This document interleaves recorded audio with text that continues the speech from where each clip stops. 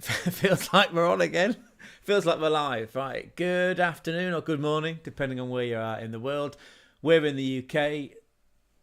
This little character's Gonzo. My name's Craig, and this is the German football spotlight channel where primarily we put the focus onto the Bundesliga, which is a big weekend actually in the Bundesliga, especially at the top. There's a title race. In case you didn't know, in case it's your first time, welcome in. This is a safe space where men cry too. We've got a chat here. Look at that. I remember to point in the right direction. Feel free to get stuck in. It's pretty much no holds barred on all subjects. And we've only got 3 rules, just like we have here.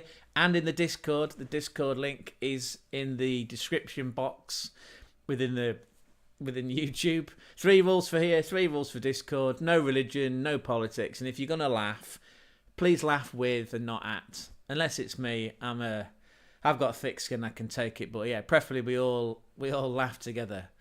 Just a quick sit rep, as Pieface would say. Quick sit rep on the Bundesliga. There's a title race going on. There's 2 teams at the top. Pretty much, it's a two horse race. And it's between Bayern Munich and Bayer Leverkusen, the big-brained Vincent Kompany versus the suave-looking Xabi Alonso, who never seems to get riled, is he, on the touchline. Munich won yesterday. It was a routine 4-0 win. It was away in Heidenheim at the John Voight Arena. It's not really John Voight. I mean, he's an actor, right? He was in Mission Impossible. Hopefully this live stream doesn't self-destruct in 5 seconds. Well, it's been self-destructing for 25 years. Actually, I'm a lot older than that. 44 this year, yeah. I've been self-destructing for 44 years. Anyway, it was called the Voith Arena. That's where FC Heidenheim play in that Crystal Palace type kit. Routine 4-0 away win for Bayern Munich. Harry Kane back in the goals. Check out that first goal, by the way. Yeah, hopefully that's silenced a lot of his critics, but it feels like it won't. You know, there's a lot of people that are still unhappy with Harry Kane. 100 million euro, and what have they got to prove for it? Dumped out the DFB Pokal by Leverkusen. Dumped out the Champions League by Inter. We still feel, don't we, Gonzo? We still feel that Inter are the team to beat in the Champions League.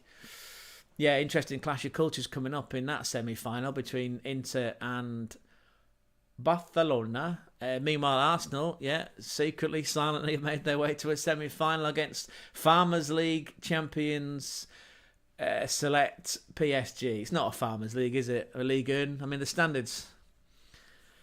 Do you know what? We'll park that one because let's not offend the French. We must love them. We put a tunnel between us to make it easier, right? Now I sound like Al Murray, and we do a lot of throwbacks, a lot of trips. Oh, I specialise in tripping myself up, but a lot of trips down memory lane. We go down rabbit holes. We'll do whatever, right? But we're here today to open stickers. And if you were involved in the live stream last night, it's Taff Man. Hey, are you going live soon, Taff Man? It feels like there's a Liverpool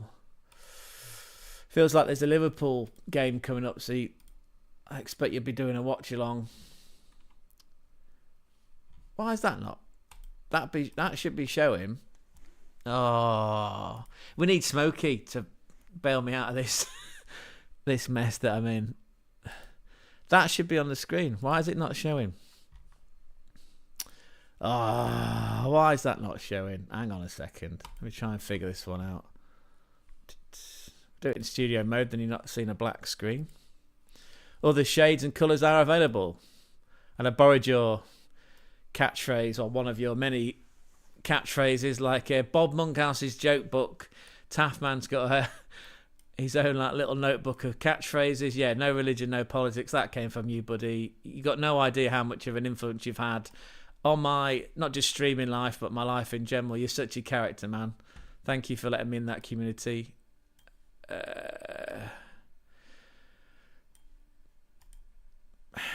I know what it is. I always fucking do this. There we go. I always forget that I'm constantly opening windows, and my father used to complain about the draft and the lights. What is it? Are we running fucking Blackpool Illuminations, all them lights on? And then the older you get, and you become your own father, and that's a sore point. But no, it's a point. It's poignant, isn't it? But anyway, my father's not in my life anymore, to be honest.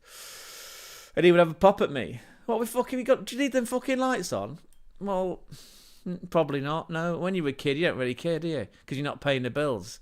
And then you get older and you become responsible for the bill payments in the house. A bit like on the phone, you used to ring up on Saturday morning during going live to try and win them competitions, or get to see Jimmy Savile sit on his knee. We're in danger of going off topic here, aren't we? There he is. You logged in as yourself, and you come in as your alter ego. Good afternoon, buddy. Yeah, let me just check, because I'm sure Liverpool are on soon, aren't they? And I don't want to pull you away from that. I wanted to be part of it, but you know what it's like being a YouTuber. Well, you've got Smokey doing a lot of your technical work, trying to set these streams up. Fucking hell. There's so much to do. There's so many places to look. You feel like a voyeur in the red light district. I don't know where to put my eyes. There's so many tabs. What am I looking at? Premier League. Oh, you're not until 4:30? Okay, so we're both safe. Right. Yeah, we can both enjoy the day. Or enjoy this stream. Right, it's like I say, we're trying something new. Because that's the only way to develop and learn in life. Kickoff is 4:30. Yes, thank you, Taff. Again, we'll be there. If you're doing a watch along, we'll be part of it. There we go. Right, so back to stickers. Because we had such fun doing it last night. Let's just bring us back here. So, we opened... Oh, I haven't thrown them away, but you know what the sticker looks like. We opened about 20 stickers, but we didn't actually... In fact, I need to explain it in front of you all. We didn't actually open or unpack or whatever you want to call it. The heartfelt, poignant story of my life is that I have children, I just don't see them. One day they were there, one day they weren't. So for since that World Cup in 22 in Qatar, that seemed to capture the imagination of my children, and from there on it was like, can we watch it, Daddy? Who's the best team? And it was a no-brainer, right? You know, is it no-brainer, sons. So they became closet Arsenal fans. We live in Hull. We got season tickets. We used to go to the games. And then, yeah, it's all right for a kid to be a full kit wanker, isn't it? Because when you're young, it doesn't matter. I was once, and you probably were as well.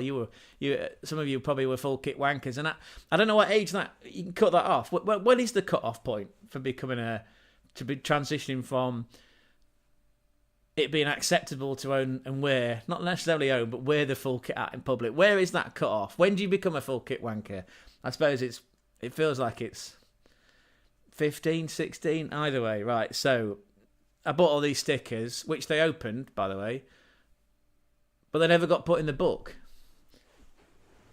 They never got put in here. So I thought, do you know what? I've been watching GBW and Minster Man and a few other streamers and content creators making videos, and I thought, you know what, I can do that because this has been unblemished by adult hands, and there's like hundreds of stickers like lying around. So I thought we might as well have a go at doing it.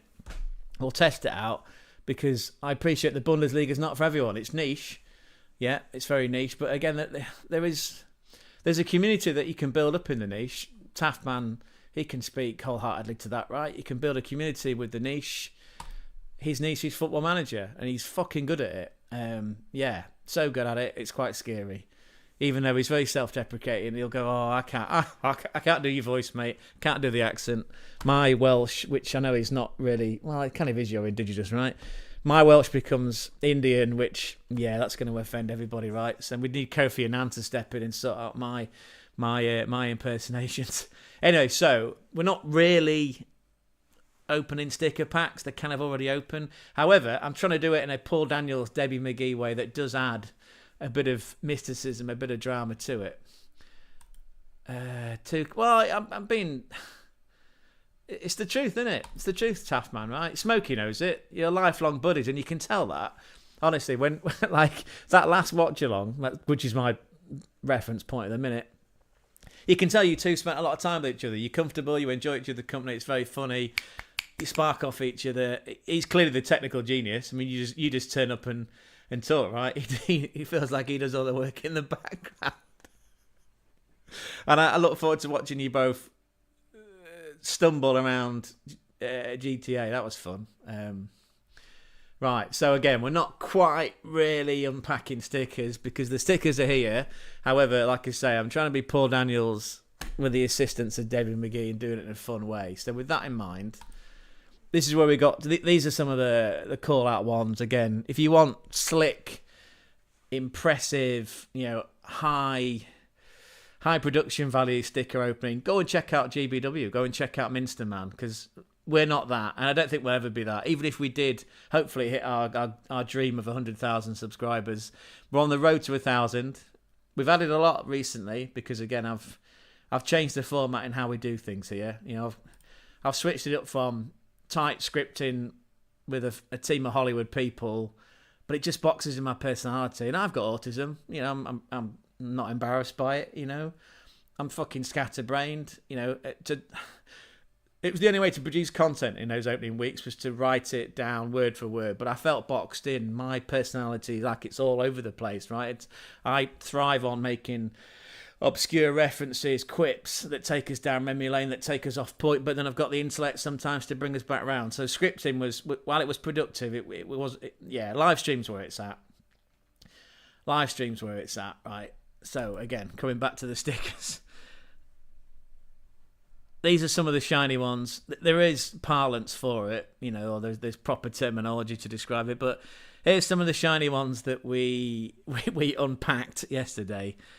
Lewis Dunk of Brighton, Joel Ward. I don't know much about him, so if there are any Palace fans either in the chat now or watching the VOD in future, please let me know. Please let me know what he's like. If you managed him, if you've signed him in Football Manager, if he's been part of one of your squads. I don't know much about Joel Ward, and I don't mind putting my hand up and admitting that.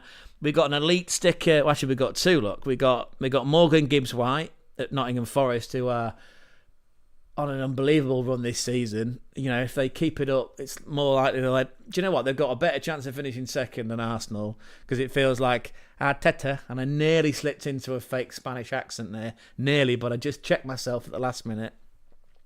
Like a pool player, well, not one that's had 12 pints, which is usually me, but, a pool player on the coke going, not that kind of coke, Again, for legal reasons, copying you there, tough man, for legal reasons. Mexican coke, which the point I was trying to get at the other day was that that's a drink in the US. Mexican coke is Coca-Cola. I know other vegetarian sugar-flavoured beverages are available. Mexican Coke, I was introduced to it in California. It's Coke, but it's really, it's not syrupy, it's just really sweet. There's loads of fucking sugar in it. So it wasn't actually a drug reference. I can't use the D word. That's the cliche bell, by the way. Yeah, we have a cliche bell down there. Gonzo keeps an eye on that bell. Where's this going? Right, we're all over the shop here, aren't we? Told you.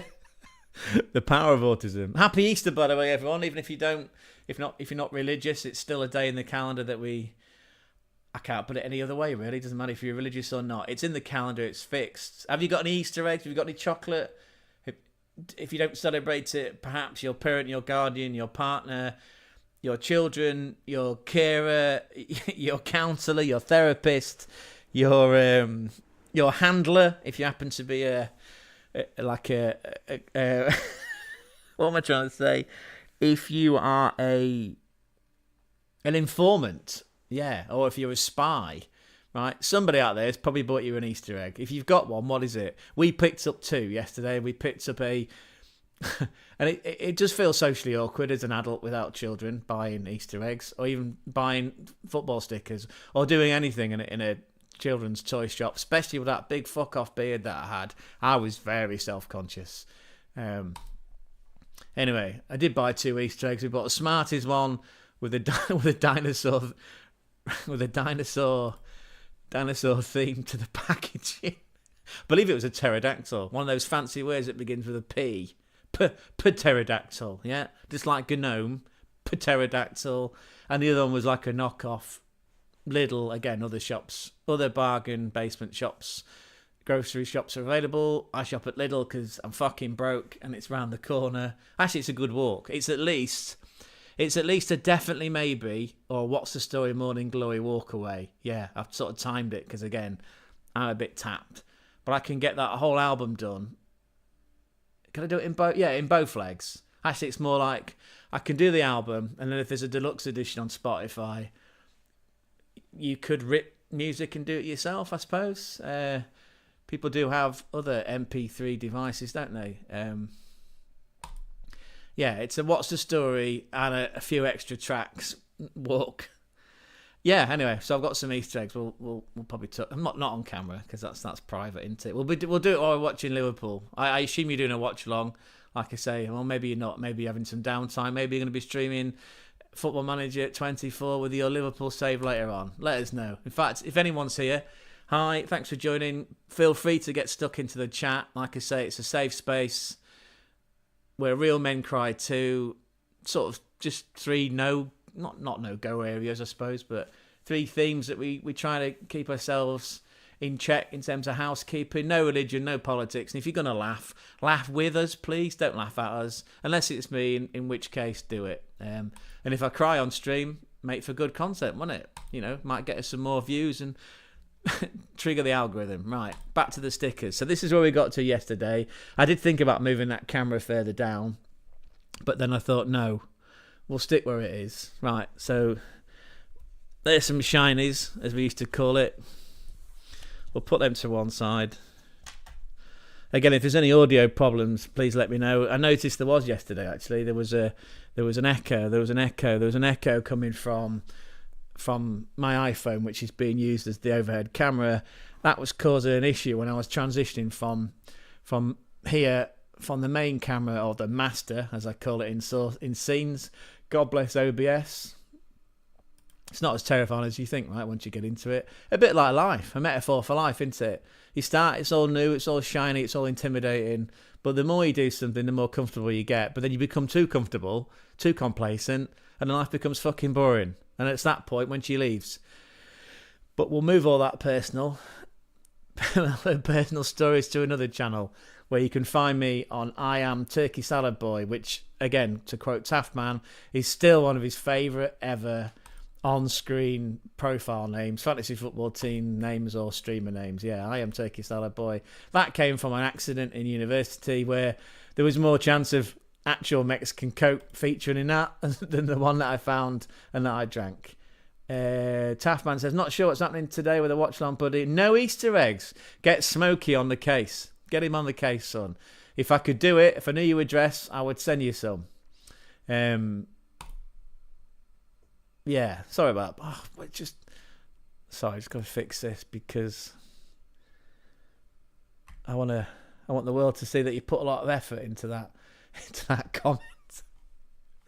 We might need to move that. Oh. Again, this is where we need our own version of Smokey, because I've cut that one out. Is that what we need? Is that what we need to see? Is that good? Yeah, that looks good. Is it? Oh no, you'd seen way too much there. Giving away all my trade secrets. Let's cut that one down. Well, if you do, you do. We'll be there, and we'll bring other people. Again, feel free to go and check out the Taftman 10. The Taftman 10. Please do it. Find him here on YouTube. Go and find him on Twitch. Again, yeah. For all your Football Manager streaming needs, Taftman's got the answers. Anyway, let's open some of these stickers. Like I say, the way we're doing it, they're not in the packs, sadly, because the children just couldn't wait. So what we're going to do, we're going to do it this way instead. And actually, I don't know how this is going to work because you can see it all. I do feel like Paul Daniels, pick a sticker, any sticker. Oh, we can see there's a shiny one there. We'll have to come back to that later on. Right, let's try and figure out an ergonomic way of doing this. Right. Now, again, we know that that's a Bournemouth player because it's on the back. I don't know which Bournemouth player it is. I haven't checked. This is the best way I could do a sexy Debbie McGee type reveal. Again, we'll have a go. What can we see? Right, so the first sticker opening on this stream today. Welcome in if you are joining us on the chat. This is my JML voice. You know, feel free to check out the Amstrad Emailer 1000. Slightly overpriced, but it will send all your faxes, which of course you're dying to do in 2025. Yes, Lord Sugar there. Please buy the Amstrad Emailer 1000. Right. First sticker on the stream. Who have we got here? That is a Spanish sticker. That kit, is that black? Not the player. Again, different Pantone. That looks Newcastle. It's not his Fulham. It's Adama Traore. It's Adama Traore. It looks more visible today than it did yesterday. There you go. Oh, where's the camera gone? It's the first unpacking on the stream today is the happy-looking Adama Traore. Hull City used to have a Traore. Was it the same guy? No, because this is the fucking big buff hench guy, innit? He used to play for Wolves. Again, please, this is where my autistic level of knowledge of football sometimes lets me down, because, you know, when you raise children, you got to take a gap. You got to focus on them and their needs. They become the priority. Your needs your needs on the Maslow hierarchy just sort of drift off. Then one day you wake up and you're old and you're grey and you're fat and there's no one in the house. But that's okay, because you can dedicate more time to this. Right, there's Adama Traore. I'm sure he played for Wolves. Did not know that he's Spanish. That's exciting.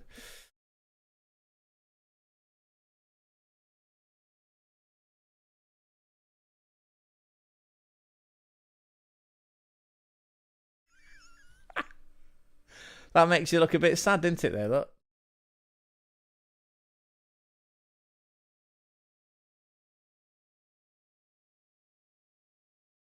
Or maybe that's how you've ended up there. I don't know. Right, so that was yesterday's with Jordan Pickford.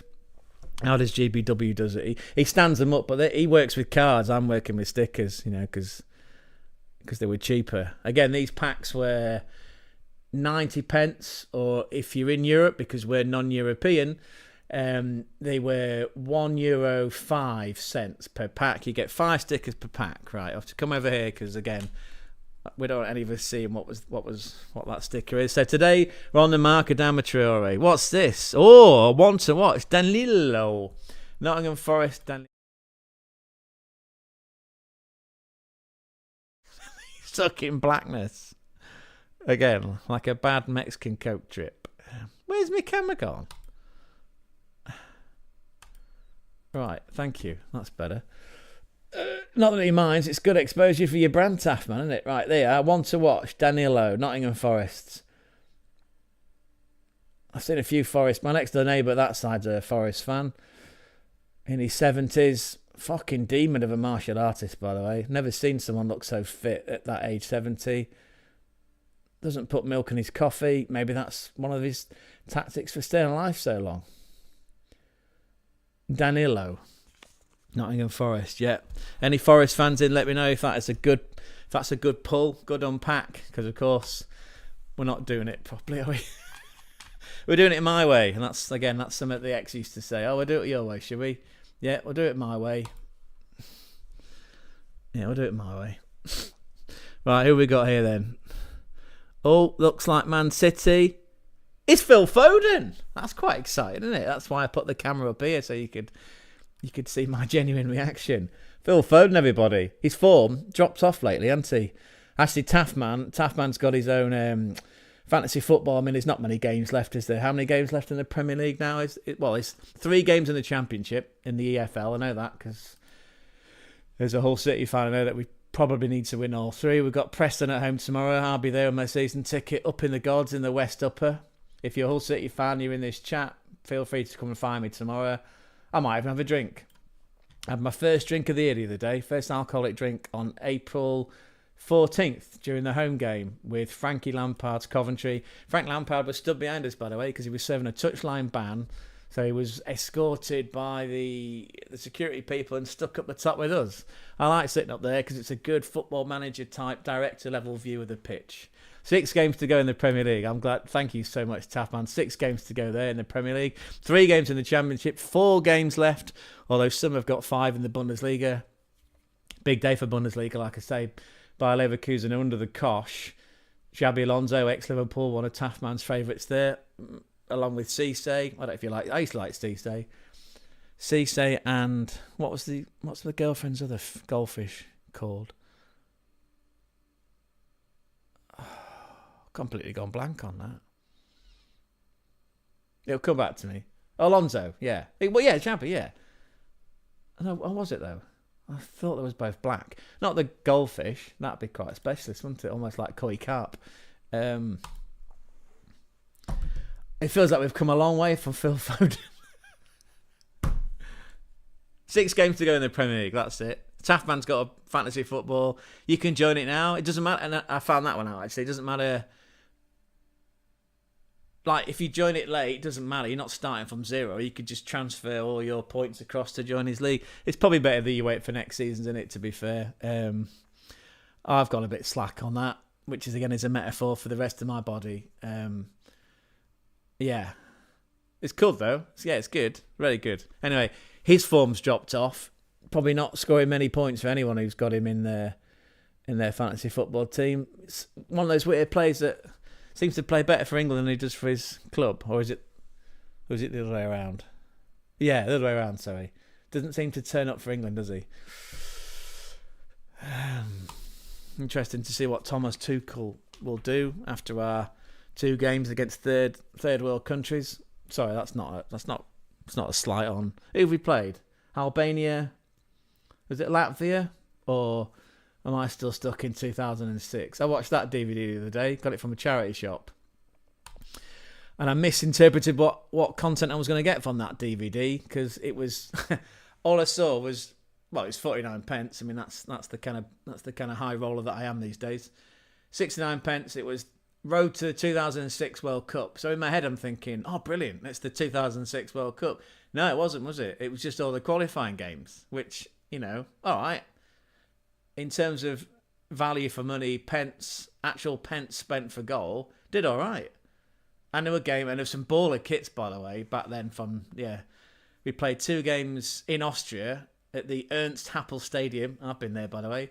It's more of an Olympic stadium than it is for football now, because they play a lot of games here at Vienna and at Austria Vienna, which is that one there, which is like the bit like any city, right? I suppose in Liverpool, would you say that Scousers on the Liverpool side are more the gentry compared to the working class yobs of Everton? I don't know. I'll let you lot figure that out. But here in Hull, we have that sort of socio-economic divide. It's more prevalent with rugby because, again, it's a strange sport that I don't really understand. But the city's sort of divided in 2, and those that have a black and white and those that haven't are red. I mean, this postcode-wise, we are in the have section, but I don't have much these days anyway.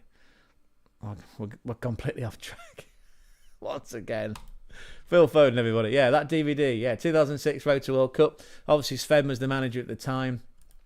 What I found fascinating about the sort of insights, the sort of manager cam following him around was that, and I could probably do with this, he had an A4 message stapled to his office walls, obviously behind his desk, when he would look up, making his phone calls to agents, to managers, whatnot, travel agents.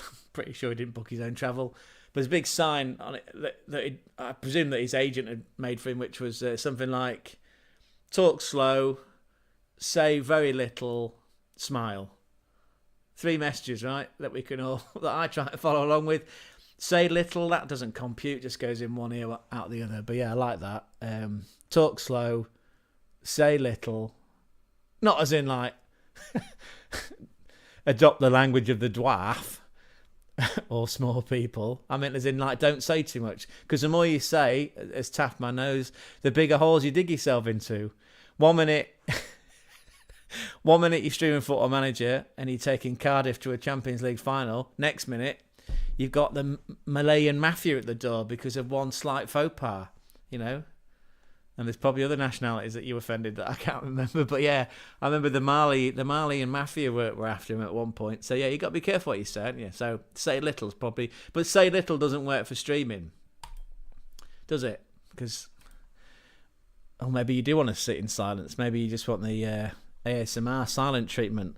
Back to my ex again. Anyway, back to the stickers. This is why we're here. Oh, this is a fancy one. This is in landscape. Oh, it's Brentford. Oh, please tell me it's... Please be Super Brian and Mbeumo. Please. Oh my God, it is. It is Super Brian and Mbeumo. Oh, look at that. He's Super Brian Mbeumo, everybody. I'm only excited by him because when I used to play EA in the game, EAFC, the first version, the version where they, like a snake, and that metaphor does apply actually, when like a snake, when they shed that FIFA skin and came out with their own game, in Ultimate Team, he was one of the first players that I did unpack, in the Ultimate Team. Super Brian Mbeumo there. Yeah, any Brentford fans in, let me know. Taffman smoothed it over with the Malians now. I should get a flag. You should get a flag and put it in the background. In fact, I remember I was coming back from... Oh, here's me name dropping again. I'd been to Italy, to Milano, to go and watch Milan versus... Where is it? That way? No, there, isn't it? No, fuck, it's there. You can see it's behind me now. I went to Milan, to the San Siro, to watch a Coppa Italia game where there was 7 goals that night, actually. Yeah, Milan smashed...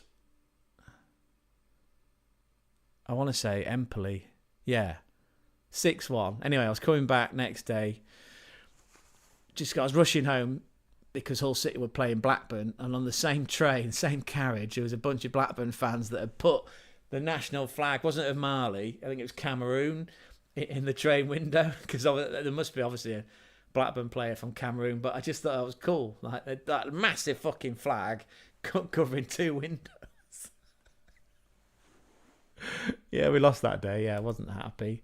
But it all turned out all right in the end because not only did it fucking piss it down, all their trains were cancelled. So they either spent money on a very expensive taxi. No Ubers in Hull. Again, no one loves us. We don't care. You need a reason to come here. Just like them Blackburn fans did. But yeah, it would have been a fucking rough journey home because your trains were all cancelled. So yeah, smash and grab for the points. Yeah, well, hopefully you stayed, you enjoyed it, and you went to the deep.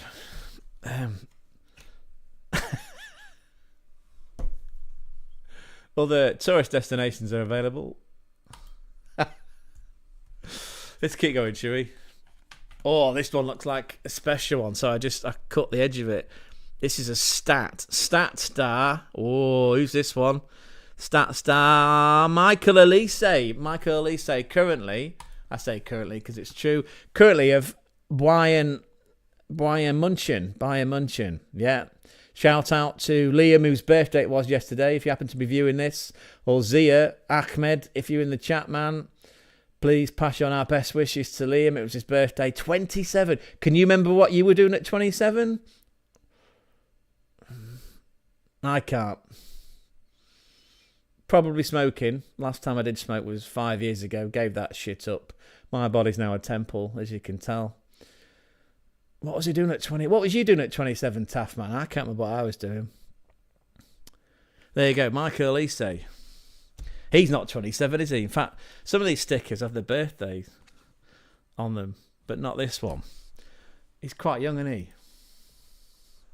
Let's quickly check that. And by the way, just to let you behind the veil, whoscored.com, that's one of my resources that I go and check. Stats and data and players. Michael Elise is 23. Also look at Transfer Market, which again, just to call out some other content creators that we love and adore and have inspired us. Go and check out the Gegenpressing pod. Go and check out Manu and Stefan. Stefan, I believe that's a Scottish accent that he's got. Anyway, he's one of the lead content analysts for transfermarket.com. It is a great resource, not just for people that play Football Manager FM or people that are content creators, just geeks who like football. It's a great resource. I'm just looking up because I'm sure that transfer was around 19 million euro, which I hope for Palace's sake there was add-ons in that because he's in beast mode right now, isn't he? His current market value, by the way, is 80 million. That transfer, 55 million euro. Is that right? Oh, of course, yeah. So he was bought by Palace from... No, that's not right, is it? Where have I got 9? Oh, I don't know. Again, we make mistakes. Let us know in the chat. You're doing the same now as you was at 27. Wow. You are Benjamin Button then, because you haven't aged one bit. I've seen your old photos. You know, it's probably when you were in the forces. Oh, can't say that for legal reasons, can we? I can't tell people that. Yeah, Michael Elise, what a baller. 23, 53 million. Well, yeah, that's half the price of a Harry Kane. You could get 2 Harry Kanes for that. And I'm sure that Liam, whose birthday it was yesterday, and Zia and the rest of that crew would all be wishing that they could have 2 Harry Kanes right now. Oh, where do we get to? Right, stickers. See how easy it is? It's not as easy as you think. I don't take my meds anymore. I gave up on that. My meds are currently this... I found this yesterday. Knockoff Lilt. Remember Lilt? Yeah. Drinks from the past. Snacks from the past. Let me know your favourite snacks from the past. I miss drifter bars. You catch my drift? Again, I'm not gonna blacken up like Michael Caine being Emre Can in the Dortmund 5. Still working on that script, by the way. The Dortmund 5. Prison drama where Julian Brandt tries to lead that midfield out of the... It wasn't the Camp Nou, was it? Stop being a hipster, Craig. It was in the... And it wasn't the Olimpico Stadio, I noticed when I watched back in an edit. I got that wrong. I have been there, by the way. That's in Rome. Again, yeah, I went sightseeing. Football tour. I was a football tourist on that trip to Italy. By the way, those trains... Fucking hell. 300 kilometres per hour it was going from Milan in the north down to Rome in the south. I mean, I recall stumbling, literally, like, again, we're all, and this is probably why I'm not married anymore, but, yeah, my idea of a holiday is, right, where are the Irish bars and where's the football? You know, and that was, I think I ended up spending, I think it was 16 hours in Rome. I stumbled past the Colosseum. I met some other English tourists that were there for genuine sightseeing reasons, and somehow drunkenly managed to make my way to the Stadio Olimpico to watch Lazio at home in the Coppa Italia against Napoli. What a game that was, 3-1. Fucking great atmosphere. The beer was good. Wasn't Peroni, it was another local beer, but yeah. I didn't like that train journey home. I fucking didn't like the flight home either, which was like cancelled. And I was stuck in smoking a pancake. I was stuck in Amsterdam in Schiphol for 6 hours. So yeah, it was horrible, but fucking great night out. That's why I bought. Oh, you can't see it, can you? It's not here. It's over. It's somewhere else. I had to buy a hat and scarf because it's quite cold. It was December, but yeah, lots of Guinness. Stumbling past the Colosseum, ended up in a bar, an 80s themed beach bar, where 2 lads behind the counter serving, what were they called? Pector and Ulysses. Yeah. Drinking the Peretti. Talking about the guy that ran it.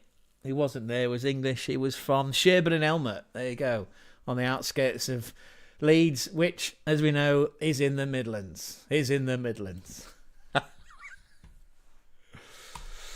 Oh, I didn't actually check if we've got anyone with us apart from Taffman. Yes, we do. We do have other people in. Fantastic. Again, don't be shy, people.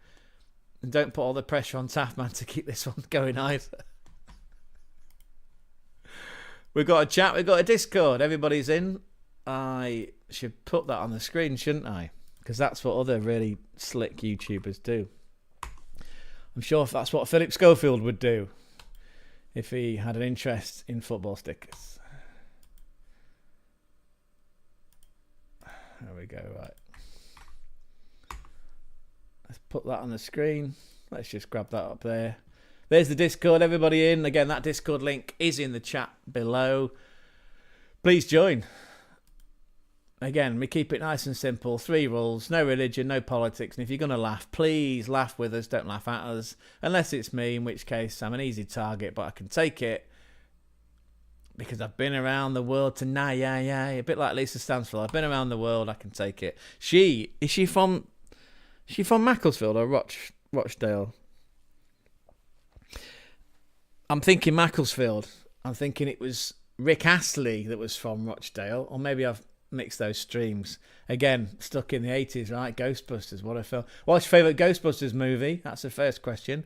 Second question is, which is your favourite Back to the Future movie? And the third question, just what's your favourite movie in general? If it's an 80s film, is it going to be Ferris Bueller? What a great film that was. Ferris Bueller's Day Out. Matthew Broderick? Yeah, there you go. Right, who's this sticker? Well, we've done Michael Elise. Went down the rabbit hole there. We're supposed to, though, because it's a Bundesliga channel after all. And I suppose while I've got that website up, I just wanted to check. I'll come back to whoscored.com. I should know this off the top of my head, shouldn't I? He did get an assist yesterday. I thought he did.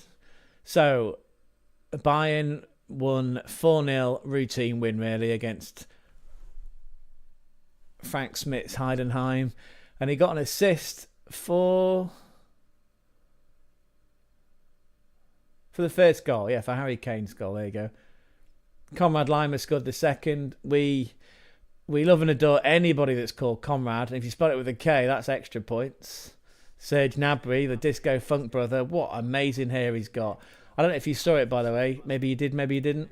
There was a great photo in the build-up to De Classica. De Classica is... It's played out in a derby-like atmosphere, even though technically it's not a derby, because there's at least, There's at least 100, maybe not, if not 150 kilometres between the two clubs in terms of distance. Germany, by the way, fucking big country, as I found out last summer, travelling around watching the Bundesliga, which is where the idea for this channel came from. Yeah, the atmosphere is played out in a derby, but it's not quite a derby, is it? But there was a photo in the sort of marketing build-up of Serge Gnabry stood next to Karim Adeyemi, and it was almost like, you know, brothers from the same mother. It's like a mirror image. Like play Mortal Kombat in mirror mode. Shang Tsung, all the Sonya Blade and all that lot. And my favourite was always Raiden, because he had that pointy hat, didn't he? He used to put his arms up and he used to say, "Thank you for toasting our tea cakes." That was always our little... God, we lived a wild life, didn't we, as teenagers? I mentioned that last night, by the way. I'll give you a chance to catch your breath and think about your favourite movies. Yeah. Let me know, which is your favourite Ghostbusters film? Which is your favourite Back to the Future movie? What's your favourite movie in general? Extra points for 80s movies. If we had a T-shirt cannon, we'd be firing it out at you if you come up with 80s movie references. And yeah, what classic gaming consoles / sort of personal computers did you used to own? I mentioned last night on stream that we have in the loft an OG Amiga 1200. And I've got a lot of original box games as well, including Mortal Kombat, which at the time, I think it was like £50 or £60, which is... You know, what's that? 65, 68 euro. Now, they're worth quite a lot of money, but it's priceless to me because of the memories. And I also mentioned breaking, in one calendar year alone, I broke four cheetah annihilator joysticks. You know, because we didn't used to play like, you know, real gamers back then used to use these joysticks. Fucking hell, 4 of them against the wall, all because of Sensible Soccer. Oh, sweet. Taffman's joined the Discord. Yeah, that's fabulous. Wunderbar. Thank you so much. Dankeschön, bitteschön. Tell your friends, tell your brother, tell your cousin. Tell the guy delivering your post. Tell your takeaway man. Tell everyone. Get them all in. Like I say, it's a safe space because men cry too. You're rubbish with films. Yeah, do you know, like... I've spent a lot... I mean, you've travelled a lot. I heard that. You know, when you're in the... Can't tell people you're in the forces, can we? I've travelled a lot for work over the years, for business. It sounds posher than what it was. So you used to sit on the flights because they're all to California.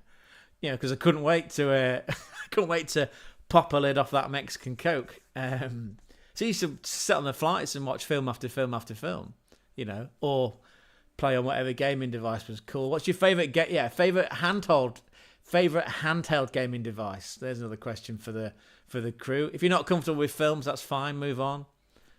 You don't have to answer them, do you? It's not a test. It's not a Myers-Briggs. It's not a personality test. We're just trying to get to know each other.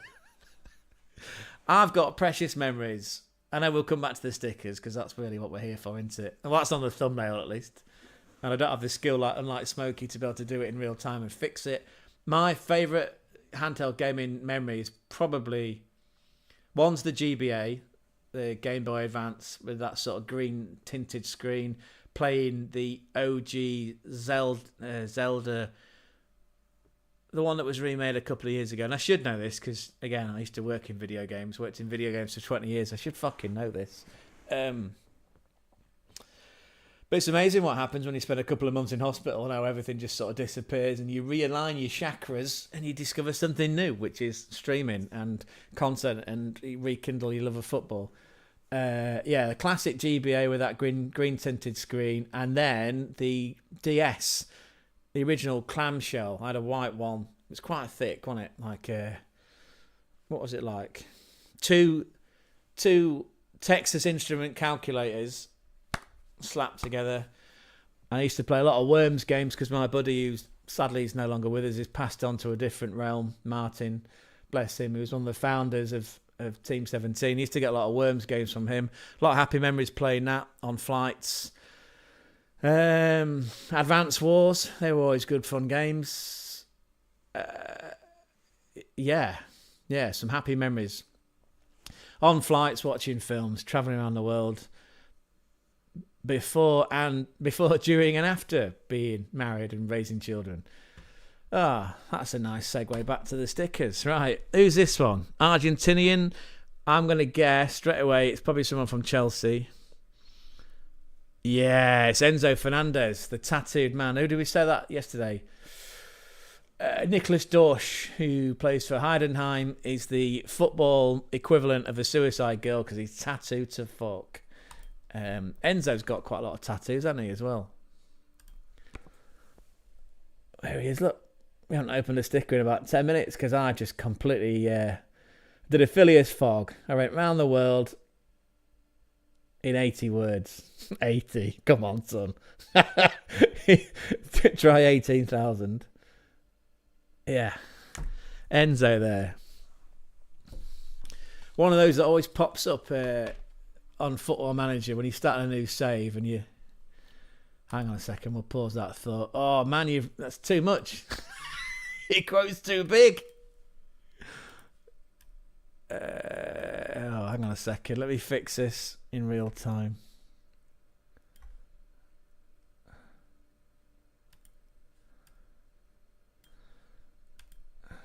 Yeah, there we go.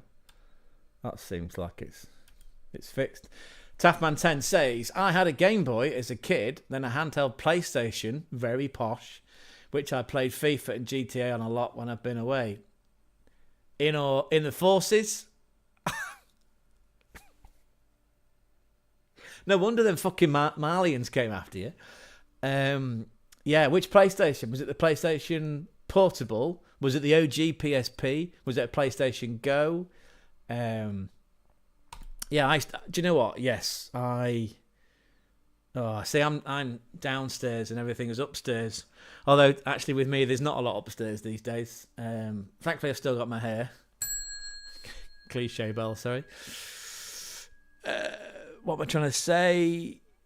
Yeah, I've got some great memories of playing Sleeping Dogs, actually, as it was, which is a sort of GTA-inspired open-world crime-type game. I used to enjoy that. Yeah, played a lot of Little Big Planet karting because, again, I'm fortunate that in my career working in video games, I indirectly did work on a few Little Big Planet games, which took me around the world. What else did I used to play on that PSP?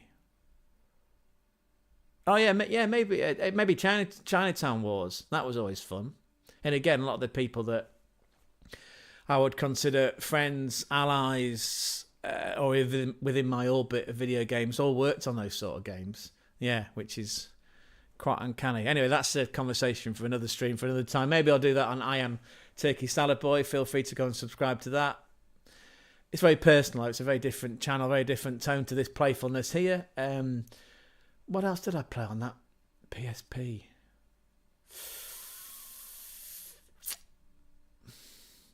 I have to go and have a look, actually. Oh, actually, having said that, what we got here? A lot of Switch games here, by the way. Oh, I've just knocked Aubameyang off.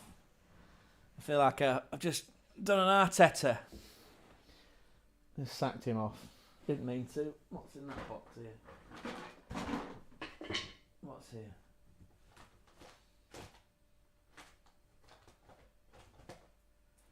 I have to go through that box. There's lots of games. I'm a hoarder. Not because I think I'll keep it and... No comment, right? I couldn't possibly say for legal reasons. Couldn't possibly say if you were in the forces or not. You've no idea you bought it in 2005. Yeah, don't worry about it. Don't worry about it, son. But in that box down there, yeah, there's lots of... Well, might as well here now.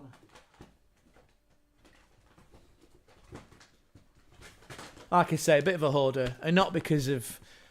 I think one day in the future there'll be a payoff. Just fascinated by old games, yeah. Fallout. We talked about Strike It Lucky the other day, and Michael Barrymore. This feels like more like Generation game, yeah. And there is a cuddly toy there, Gonzo. He's not for sale. Could never part with him, even though there's another one down there. Because I say I had 2 kids. Tomb Raider, anyone? Enemy Front. Classic. Made in Poland. The Witcher 2. There you go. I'm still playing through Witcher 3 on my PS4, which is also down on the floor. Yeah. In that box, though, there is some PSP games. So if you've still got it, Taft man, and no one's bought you an Easter egg, I'll happily send you one of them in the post. No comment. Where we are. We'll come back to there, yeah. Right, back to the stickers then. I always forgot what we were doing here then. Oh, funny. Right, this looks like a Man City one because I've seen the sponsor on the arm that sort of digitised. Is OKI? No idea what they do. Sounds like a data analytics company. If you've got any jobs going, by the way, and it's football involved, let me know. I'd love to be involved in that. Is it Phil Foden again? It's Phil Foden again.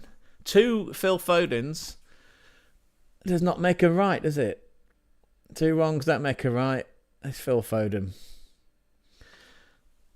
We've got what we used to call swapsies, yeah? Hence I titled the previous thumbnail Got Need, because it was parlance, wasn't it? It was playground speak. You'd sort of shuffle through them like I am now, right? Going like, what, got. Do it on that camera, it's better, isn't it? Got. I'm doing it upside down because we don't want to reveal what they are. Oh, there's a shiny one there. Got need. That's what we used to say to each other on the playground. Hopefully you're still not on a playground. Be worried if you are. Yeah, keep that to yourself. Although it is a safe space here. But we're not harbouring criminals. I'll leave that to Taftman, who may or may not have been in the Special Forces. Who's this then? Who have we got here?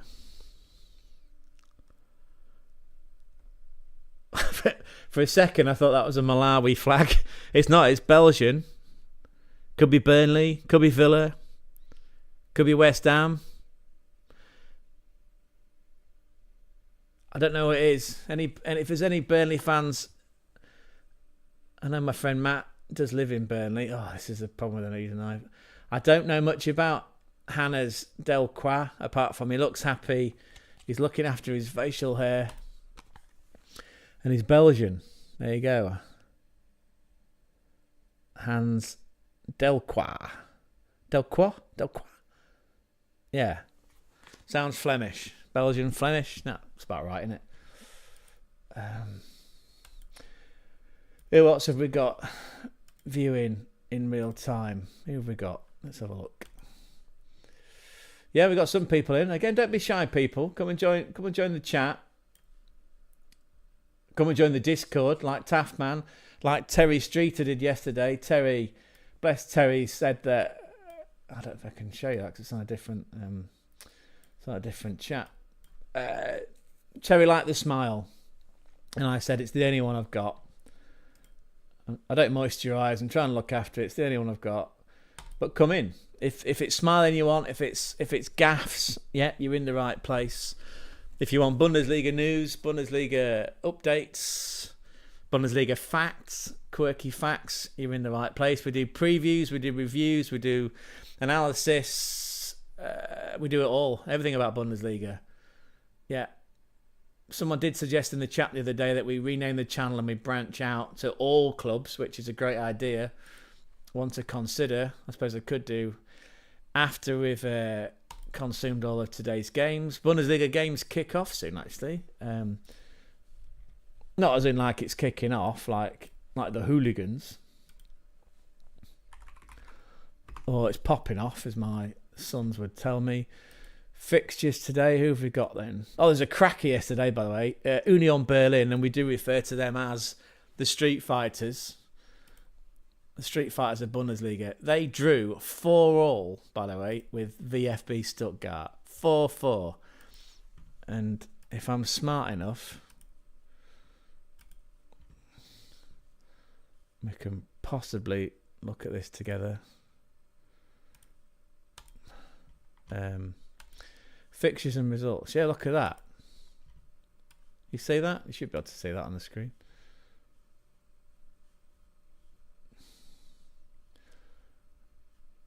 Taftman's quotes all over it. I'll have to just have to pick a short comment. What have you said? What can we pick out? He's in the Discord. That's fabulous. Oh, probably need to move it though, because move it out of the way a sec. Because you're covering the score, son. There we go. That's better. Right. Look at that game. 4-4 yesterday. And again, we'll do a reaction show to all the Bundesliga games that have taken place this weekend. Match day 30. Including games like this. Oh, isn't it? Sorry, I just saw the players on that banner. Poor Nico Slotterbeck, out injured for the rest of the season. His brother plays, though, elder brother Kevin. He plays for Augsburg, who are one of this season's surprise packages. Look at Augsburg, 14th biggest city in Germany, population of 333, all the 3,000, currently in 10th. They're hoping they don't fall away like they did last season. This time last season, Augsburg were on track to play in Europe, and they lost their last 5 out of 6, including getting hammered 6-0, I believe, by Dortmund. So they're hoping to not repeat that one this year. And they play this afternoon against the Eagles, who Jack Sweet, who's from the Taftman community, he'll be looking forward to that one. He would have relished the fact that Tottenham knocked out Frankfurt in the Europa League the other night.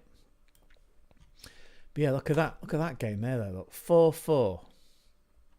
So Andre Illich, Diego league tie, no relation to the actor, by the way. 2-0 up, which in itself is quite impressive. They don't score many goals at home, Union Berlin, by the way. 2-0 up. Dennis Undav, formerly of Brighton and Hove Albion, and Enzo Miller, the Frenchman, attacking midfielder, pulls it back to 2-2. The centre-back scores for 3-2. Big Jeff, the man Mountain Shabot. That's his second goal in like 3 weeks. Not bad for a centre-back. And actually, the previous goal, his first goal this season against Bochum, fucking hell, it's a striker's finish. Yeah, you should see it on YouTube. It's a striker's finish. And then Chris Furyk, he's a talented player, the blondie in midfield. And then look at that. Am I seeing that right, that all those goals were in the first half? Andre Illich bags a brace. Fucking hell. Imagine if you were late for that one. You turn up with your... And you can sit in your chair and drink beer in Germany, right? Which is one of the appeals for going to watch Bundesliga. Yeah, we're not trusted, are we, in the UK? We're not to be trusted to sit down and drink a pint. In fact, as I watched the other day on... I Can't remember the name of the channel. In fact, it was on TikTok. We're on TikTok as well. Come and find us. German Football Spotlight on TikTok. We do regular wild predictions. Actually made our slickest TikTok to date yesterday. We put music on it. And do you know what? The music and the transitions just made a nice little package. Nearly 1,000 views. I was pleased with that one. Yeah, I saw it was a legal beaver type person who was commenting about offences that will get you a caution in the UK. And obviously, yeah, one of them is throwing any missile whatsoever. Could be a toilet roll, right? If you throw that, you get a caution, you get a ban. You get banned for life from football. And even if you accidentally take your beer into your seat, well, you can get a caution and a ban for doing that. Not in Germany, no problem. My point was, if you turn up at half time, sit down with your beer. How are you go? How is it, Hans? And Hans looks at you. Well, where have you been, Dieter? You've missed 8 goals. I'm keeping those names fictional for legal reasons. And another terrible accent. Sorry. Yeah, look at that game though. 4-4. 8 goals, all of them in the first half. I'll have to look at that in the reaction show to see if that's where that fits in the record books. All those goals in the first half. Fascinating. Right, back to the stickers. We'll do a few more and then we'll see how we get on. We'll do a recap. Right. Danish. Is this going to be Christopher? Is it going to be Ericsson from Manchester United? Is it going to be a Brentford player? Because we know that Thomas Frank likes to pick his own. We had the other observation going last night in the stream. If you invited Thomas Frank, the Brentford manager, around for a drink, I suppose it depends on time of the day. Or maybe it doesn't. Maybe he's a raging alcoholic. But yeah, if you invited Thomas Frank round for a drink, what do you think he'd be drinking? Somebody said coffee. I agree. Very civilised. Drip cup style. Very, very hipster.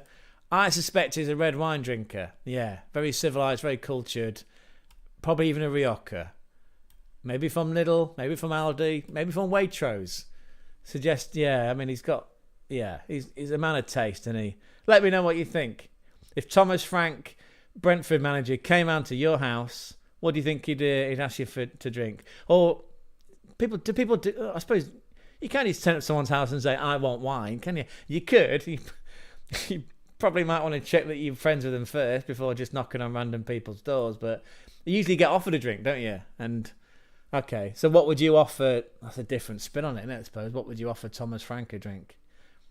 I suppose if Gaza was coming round and you get a little 4-pack, wouldn't you? Actually, do you know what? The Lidl's... We're not sponsored. It's not a sponsored stream. I'd love it to be, though. Yeah, because ironically, then I could actually sit and drink an actual beverage rather than knock off Lidl on the stream. They do a really nice, really tasty, really satisfying, almost like for like... Sorry, you can't see what's going on there, can you? Lidl do a like for like San Miguel called San Martinez. Yeah, so if you are anywhere near a Lidl and you fancy a drink, hopefully you're not driving. Hopefully you've not just committed a war crime or thinking about it. Yeah, grab yourself a 4-pack of San Martinez. I swear we've not been drinking. No, Christ, imagine if we had. This would be fucking chaos. What do you mean it's not? What? It's not chaos now? It is chaos. It is chaos. Right. If anyone is still there, thank you for giving up your time. I know your time's precious. It's a special date. It's Easter Sunday. Whether you're religious or not, it's still in the calendar. You can't get around it. It is commercialised. So what eggs have you got? Taffman 10's already said he's got no eggs, which is a real... no chocolate eggs. Maybe he's got actual eggs, in which case he can make... He can make an omelette. You can make a tortilla, Spanish tortilla. What else can you make with eggs? Apart from a fucking mess. And throw them at the window of someone with a car sticker with a rival football team on it. What would that rival football team be? If you're in the chat, let me know. Let me know what team you support. Let me know what team you don't like. Let me know who your favourite ballers are. That's the theme of this show. Is we're trying to unpack or open up football ballers. Our interpretation of a baller is probably different from yours because, again, this is a very eclectic show because it's a very inclusive, diversive. What's the other part of that DEI? Diversity. What's the E? I forget what the E. Anyway, yeah. We like people like Super Brian and Mbeumo. We like Jack Grealish. We like Cole Palmer. We like Mo Salah. Yeah, like Bukayo Saka. Yeah, these are the kind of ballers that we like. Let me know your favourite ballers. Or let me know people that you don't like. Anyway, this sticker. Right, back to Denmark. Anyway, yeah. Well, not the country, sorry. But if Thomas Frank does knock on that door, he is welcome to a can of San Martinez. We've got some Black Heart Stout in the fridge. That's a Brewdog. Anyone like Brewdog? What's your favourite Brewdog drink? That's in the fridge. And some Scrumpy Jack cider. Not a household name, again. Not even Lidl. It's Woodgate. I don't think it's Jonathan Woodgate, so I don't think he's out there, kicking tyres, making cider. It'd be funny if he was, though. Who's this Danish player, then? It is Ericsson. We were right. See, without even looking. Without looking, where have you gone? Sorry, I seem to be obsessed now with looking at the Bundesliga.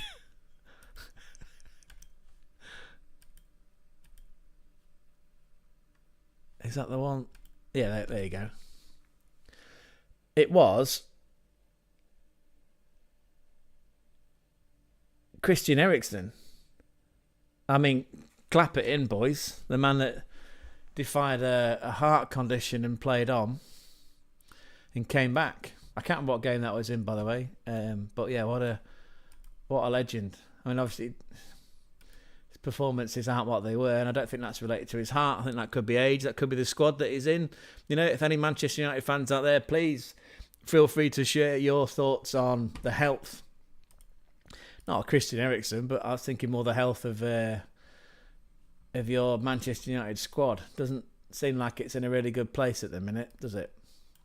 Even though you brought in Hugo Amarin, but yeah, unlike the Holy Lord on the day that we're celebrating, he can't work miracles, can he?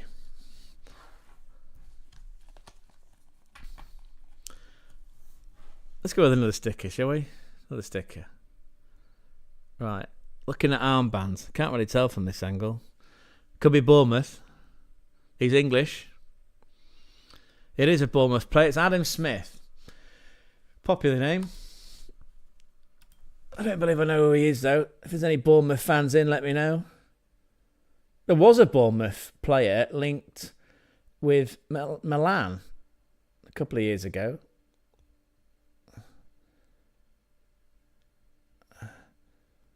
I'm getting the name Lewis. Was it Lewis Cook? Somebody Cook.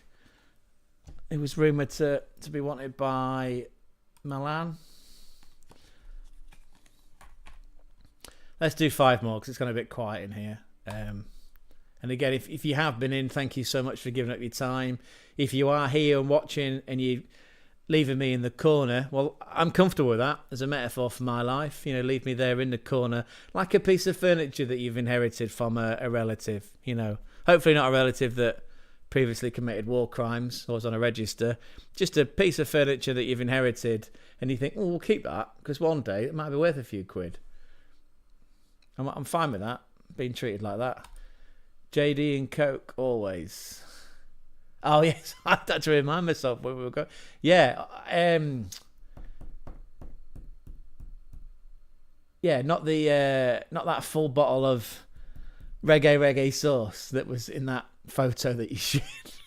Yeah, don't recommend you drink that stuff, neat. I didn't know it was Jack and Daniels that you drank, bless you. And you used to have a beer, don't you, as well, like a beer and Jack Chaser? I'll put my teeth back in. Right. So yeah, any Bournemouth fans in want to correct me or just remind me? I'm sure it was somebody Cook that was wanted by Milan. But they ended up with not Des Walker, but what's his name? Kyle Walker. Sorry, that's it. Ended up with Kyle Walker, didn't they? He probably went there for a fresh start. So, but it doesn't get romantically too close to an Italian woman. They will fleece you for your money because of their high, what do you call it, high maintenance lifestyles. This looks like a Fulham player. This kit, recognise that. This somebody from, is that Serbia? Yeah, it looks like there's somebody from Serbia. Who's this one? This is Sasha Lukic. I doubt he's any relation to John. Maybe he is. Former Arsenal and Leeds goalkeeper. Or maybe he's related to is it Jova Lokic? The guy that Real Madrid paid like crazy money for. Jovic? He came up on my Football Manager save recently, and was he at Munich? Again, we'll just have to fact check this one because I'm intrigued.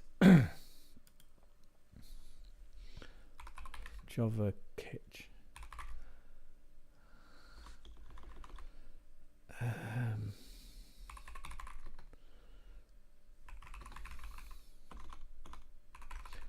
And I don't mean Modric. You know, I'm not. I knew that was going to come up as a search result. What was his name then?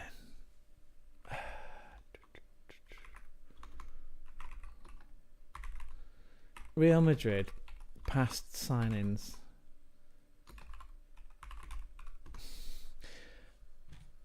I watched Alfie Hamer. I don't know if anyone's familiar with Alfie Hamer.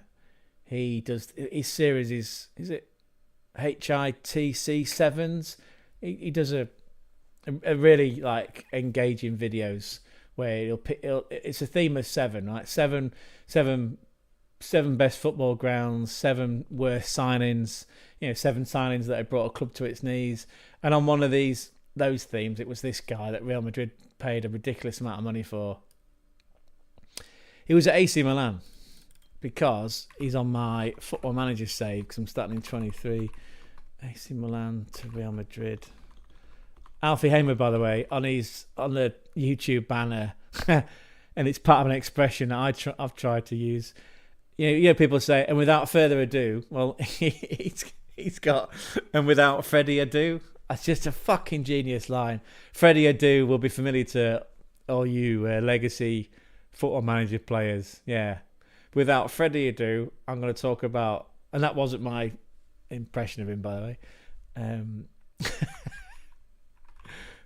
Without Freddie ado, that is genius.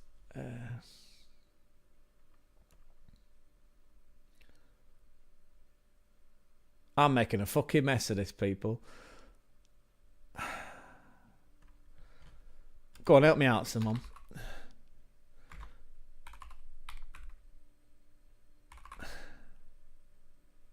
Luka Jovic. I said that, didn't I?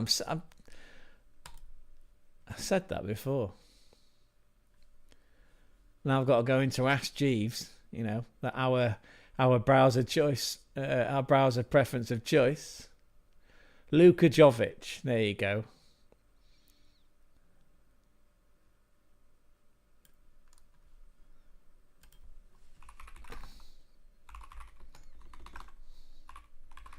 Luka Jovic transfer market, but always back to that website, aren't we? Because it's brilliant.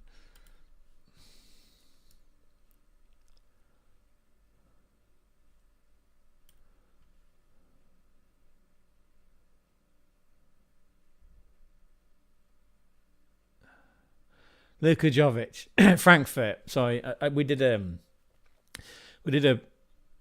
video like exclusively about Frankfurt, which did trigger some people on TikTok because the framing of the video was the biggest Bundesliga club to have never won the Bundesliga, the biggest club in Germany to have never won the Bundesliga. And on a technicality, I was right. Eintracht Frankfurt, just as a bit of trivia for you, Eintracht, I always say it like I'm a Scouser, Eintracht, the translation is United, right? So United Frankfurt, Eintracht Frankfurt. So they once had this Luka Jovic guy, and I was looking at the history of the football club, the Eagle, where that comes from in the badge, famous players and achievements. Now, whilst they've won the DFB Pokal and they've had a few European wins, I recall, they've never won the Bundesliga. They've won the German Championship, which was during the time of one of my forefathers, one of the 39 Adolfs. But it was a different world, right? That was the German Championship. That was in 1933. The Bundesliga, think of it like the Premier League. Well, football did begin. There was football before 1992, as we all know, right? Football didn't begin in 1992 with B-Sky B and Rupert Murdoch and the Premier League. Football existed before that. I'm sure if there are any dirty Leeds of the Midlands fans, they'll tell me that's true, right? Because Leeds United were one of the last clubs to win the Championship. Well, yeah, the Championship or the First Division before it became the Premier League. Lee Chapman, 36 goals and... Oh, I've messed my punchline up.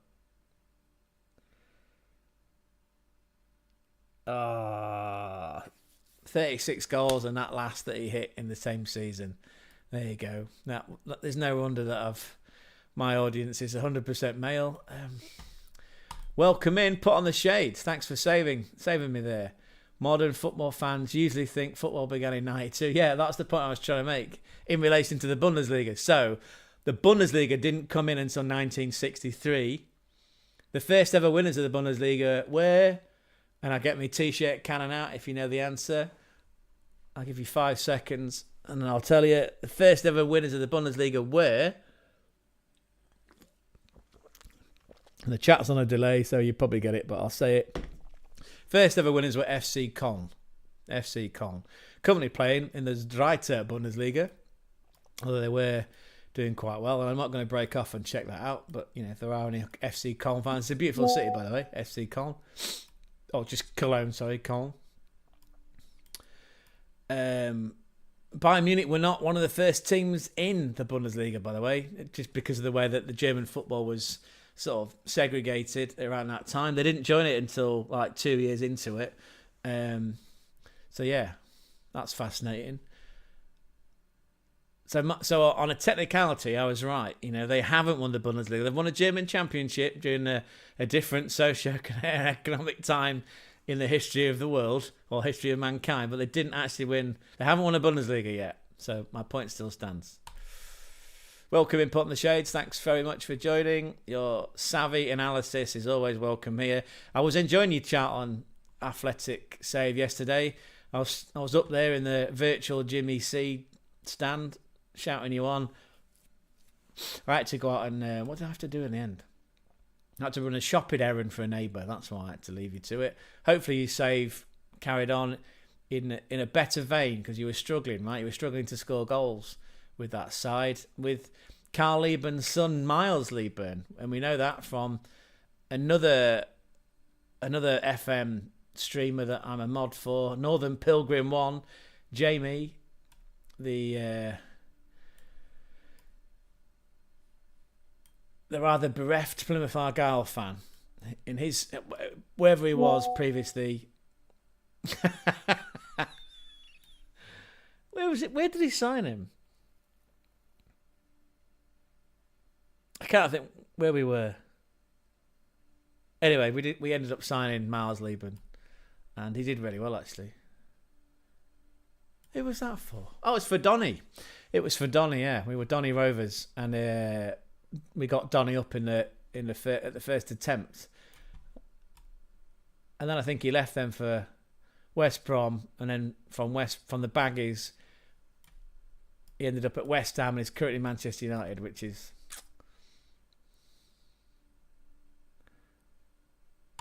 Wow, look at this. Look at the baller that is Put on the Shades. That is spot on, my friend, yeah. Yeah, it's amazing what facts you end up uncovering, right? About certain clubs.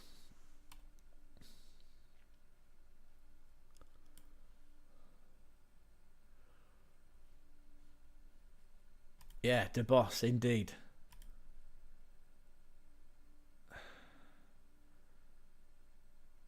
trying to remind myself.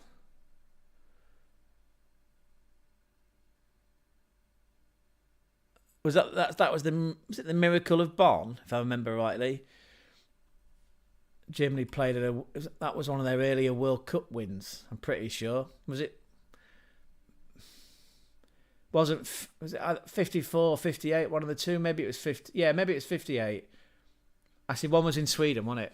Maybe it was that one. Actually, can't have been Bonn then, can it? Because that's not Sweden. But I'm pretty sure that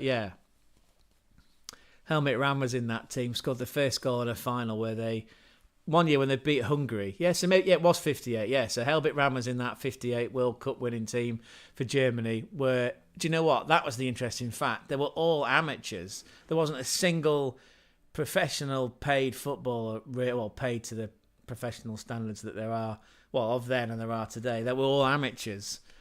Yeah, and they beat a great Hungarian side, the mighty Magyars, which included Puskás and not Galassi, but someone like that in goal. Is an amazing goalkeeper. Yeah, we did a whole video on it. Yeah, back when I used to script things and used to keep my words under control. This is what this is for, isn't it? We don't want scripted, tight scripted content. We want it to flow, don't we? Like a Leon Bailey pass, or a Leon Bailey run and cross. Right, great fact. That's a great fact. Thank you for bringing that up, Pot on the Shades, man. Right, where are we going now? Let's keep these stickers going. So, I went down a rabbit hole there, didn't I? With that signing. Luka Jovic, that was it. Yeah.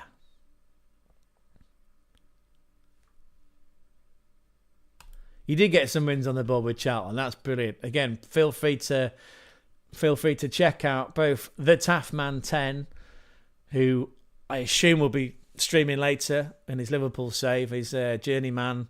Christ, he must be in your late 70s, early 80s as manager on that save.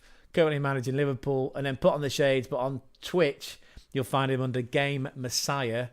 I will put that as an overlay in the VOD. Actually, I'll put it in the description as well when we finish. So if anyone finds this from the future, then you can check it out. Just quickly, one on Luka Jovic. Luka Jovic was signed from Frankfurt by Real Madrid for €60 million. Didn't really do much there. 79, there you are. See, I knew it was like... I knew you were slightly older than Roy Hodgson. But you're not having Harry Kane take your corners, are you? Remember that clown? Oh, I love Roy. I'm sure there's a lot of love for Roy Hodgson from Liverpool fans. But, yeah, that Iceland game in the Euros 2016. Oh, you don't have your best player taking corners, man. Come on, he should be in the box. It was the fox in the box. Put on the Shades will tell me it was Franny Jeffers. Yeah, wasn't really. He spent more time in his set than he did in the box. And it sounds like game, set, match on that one. Right, so let's get back to the stickers. Franny Jeffers. 79, mate. 80 this year. Yeah, I'm looking good for it. Right. What are we doing now? Okay, then back to the stickers. Feels like it's been a while. 31. Now, just again, this is going to be someone early on in the book. This could be an Arsenal player. This could be Villa. This is last season's 2024 Premier League Panini sticker book. Who's this? This is a Dutch player. Look, it's Joel Veltman.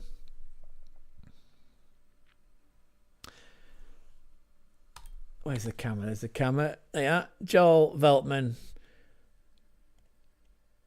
Is he a colleague of Sven Botman from Newcastle? Is Botman Dutch? Joel Veltman. Do you know, that's a few Brighton players that we've unpacked. What's the comment? Hodgson's a decent manager, but he had a level. Liverpool and England weren't it.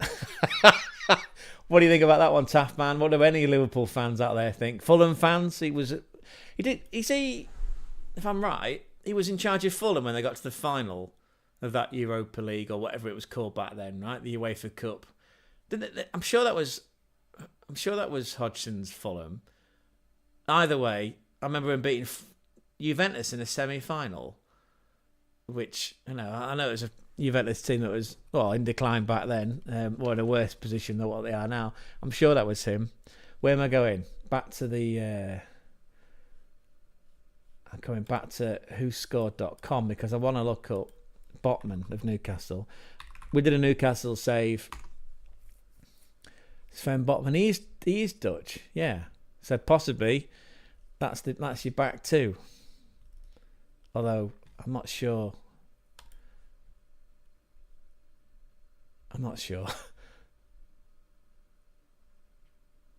Oh, he's been injured, hasn't he? He's been injured quite a while. Sven Botman, that is, sorry.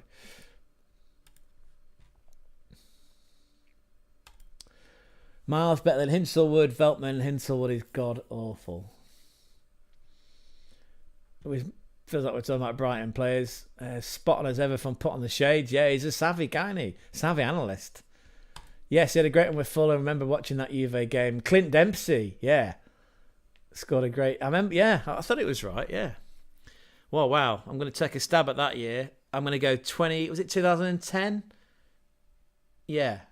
I was definitely in Hull. I mean, I still am, right? Which, one day we'll get to Germany, to Dusseldorf, go and watch the great Fortuna. Sure, it was 2010. Clint Dempsey, yeah. American baller. Right, sorry. Keep the chat flood comments coming in. By the way, anyone joining us now, thanks so much. His name's Gonzo, next to Mesut Ozil and Patrick Aubameyang. He's Gonzo. I'm Craig. We cover German football on this channel as a as a primary, as a secondary and tertiary. What a word, by the way. Oh, we were listing off our favourite words last night. Cusp, plume, cadence, tertiary. That's a great word, isn't it? Although it does remind me a lot of science, and I get nightmares about science. I was never good at science. Right, back to the stickers then. There's an Englishman, that patting on the arm. Who's this going to be? Is this Brentford again, or is it Sheffield United? I'm not quite sure. Who is it? Oh, it's Harvey Elliott. There you are, Taff man. Look at that. Where's one for you? Dedicated to the Taff man 10, Harvey Elliott. And as we mentioned last night on the stream, I did watch that. Sorry, Gonzo. We did watch the Jurgen Klopp documentary on Amazon Prime. Or it could be on a different streaming service, or it could be coming to you via a dodgy stick. Again, no judgment here. It's a safe space. Yeah, that documentary did have me in tears. His dad felt like his dad was a bit harsh on him, though. Yeah, his dad came across as a bit of a prick. Although I'm sure they've got a lovely bond. Yeah, go easy on him, son. Still learning his game, isn't he? Good player, though. Really good player. I mean, we try and be... What did my ex used to say? You're objectionable. We try and be objective, neutral, like Switzerland. A bit like Gerardo Sioni, who's currently managing Borussia Mönchengladbach. Gerardo Sioni there. We're looking for Swiss players. Are we going to get a Sommer? No. We're not going to get Jurgen Sommer because he was American, and he won't be in this because actually last season he was he was part of Munich. He was part of Munich's team, so he's not going to be in this sticker collection, is he? What are you doing here, son? What are you doing? I was locking up Dortmund and Gladbach. Yeah, that game kicks off 4:30, same time as Liverpool, so we won't be having Taffman in the stream then. Probably won't be streaming by that point. Or was it Zamora? Sorry, back to that Fulham Juventus semi-final. It was the UEFA Cup back then, wasn't it? It wasn't the Europa League. It was the OG UEFA Cup. Remember the Cup Winners' Cup? Yeah, I'm pretty sure Frankfurt have won that. That was part of our research. In fact, it was, yeah. Here we go. It's all flooding back to me now. And that's without any Mexican Coke. Frankfurt was the first team in Europe to introduce Korean players. And his name was brilliant. I remember giggling about it because, inside I am still 14. I am still the original owner, and I'm still this age. I'm still 13. Was it Ka Bum Chum? Something like that? Cha Bum? Cha Cha Bum Bum Cha Cha Bum Cha Cha. Bum Cha Cha Bum Cha Cha. Where am I going to find that? Yeah, Frankfurt was the first club to introduce Korean footballers into European football. We did a whole feature on it. Yeah, because they got... I remember in one of the earlier competitions, in the Cup Winners' Cup, I believe they got beat by West Ham. That included Frank Lampard Sr. and a few other ballers from that era. It was pre-Trevor Brooking? I think it was. Just trying to find it here, sorry. Here we go. That Korean footballer was Cha Bum Kun. There you go. Cha Bum Kun.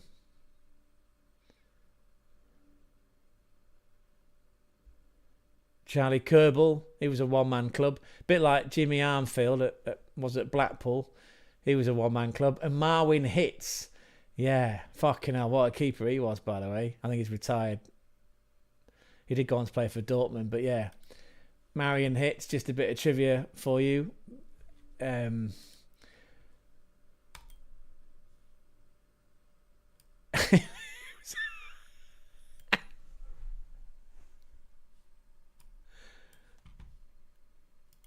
Where's that gone now? Oh, I've lost it.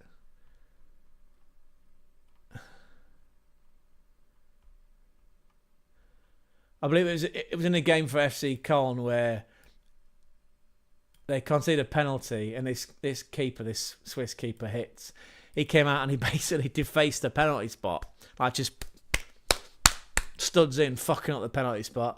This French guy steps up, he saves it, they win the game 1-0, and after the game the remorse kicked in and he apologised and he got fined, and the fine for defacing the penalty spot was €107.96. There you go.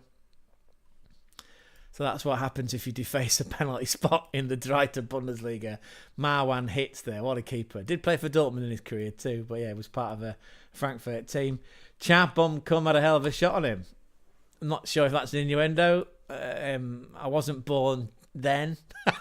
That was in 1979. I was born in 1981. One of those players actually was famous for having a really tough shot. Maybe it was him as well.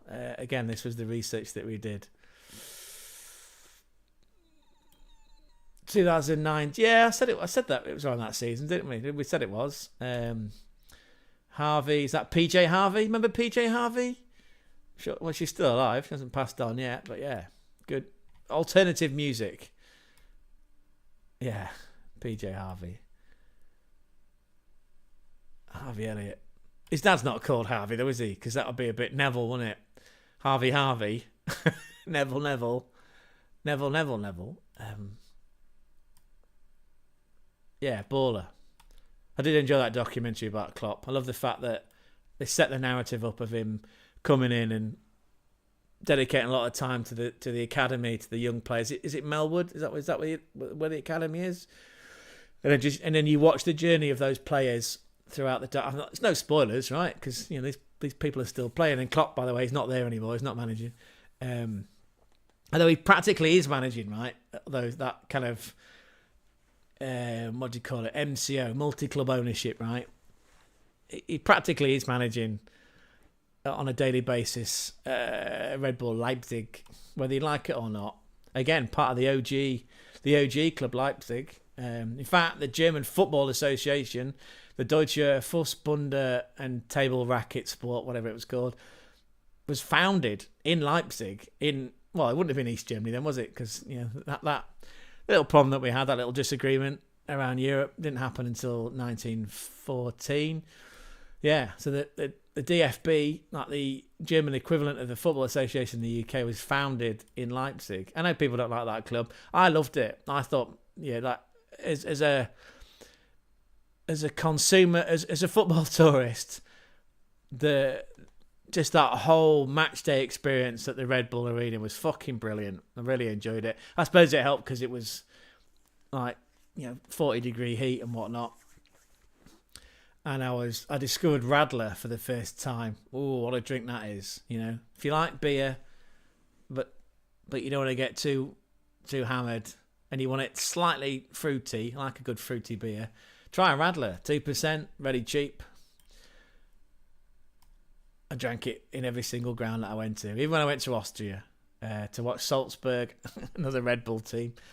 I went to watch Vienna. Oh, Vienna! Stickers. Yeah, let's come back to the stickers.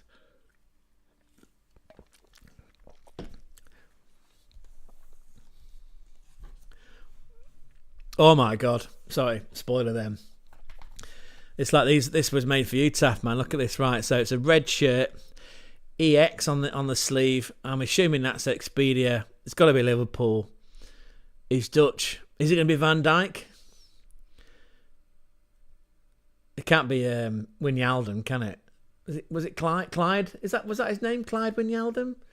The guy from Celtic that ended up going to play for... Did he play for Barcelona, didn't he? I should think before I speak, but that's my autism. Who's this one then? Is Ryan Gravenbach? What kind of season is Ryan Gravenbach having for you? That's a question for everyone in the chat, not just for the Taft man. He's a diehard Liverpool fan, and his mate Smokey. What can he say that? Yeah, Ryan Gravenbach. Feels like he's been missing in quite a few games, as in he's playing, but he's sort of gone missing. A bit of a Felix Nemeka from Dortmund, he definitely went missing, which is ironic because my quip about the Dortmund 5 playing in that Champions League quarter final when they got done 4-0, he did go missing, but that would be counterintuitive to the plot, wouldn't it? Because the plot was about them escaping, and he'd already gone missing. So you should write that script, Taft man, not me. Right, that was Ryan Gravenbach. Let's do a few more. If anyone's viewing, thank you so much for giving up your time. Oh, sorry, well, before we get on to my praise, what's this? He done well for us this year. I'm a fan, definitely. Of course you are. Yeah, we all know that, brother. We all know that. Let's move that up a second. In blackness again, dear. Whoa, I've messed up there. What have I done? That's better, isn't it? Yeah, that's better. I'll move that there. Excuse me. He done well for us this year. You sound like you're a footballer. You sound like you're a pundit. He done well for us this year. I'm a fan, definitely. Yeah, brilliant. And again, that wasn't my impression of you, because my impressions are terrible. My impressions will get me on a register.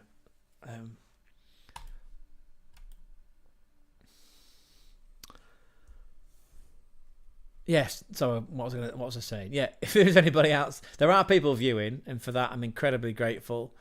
Please convert that energy into the chat. Again, it's a safe space here. Only 3 loose rules.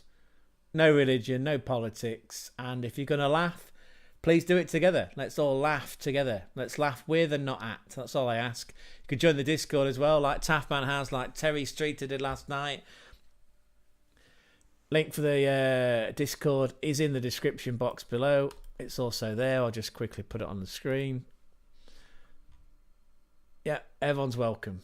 We're trying to build a community. Here we go. So what's this? I was having a look at the Ajax 94-95 team a few weeks ago. Oh my god. Okay, so we'll play along with that one. Is that the team that won the Champions League in that gorgeous sort of dark blue kit? I'm going to have a crack at this one then. Right, so Van der Sar. Both of the De Boers. Was it Frank de Boer, Ronald de Boer? And they both play for Rangers. One of them played for Rangers. Fanini George, Nigerian. Probably a lot older than what he made out on his passport. But again, good job he's not Malian, isn't he? Because there'd be a knock on the door. Go to Wilmslow, mate. It's not here. Not Wilmslow, Wiltshire. Get yourself down to Wiltshire. No trouble here. We respect all cultures. I'm going to have to get a flag. Put it up there. Where are we? Where was I going? Yeah, Van der Sar in goal. Both the De Boers. Vanini George. Patrick Kluivert. Winston Bogard, possibly. In that team. I swear down, I'm not looking. Look, you can see my hands. Don't clip that one and put it in the wrong context. It's just like a young Davids, young Seedorf.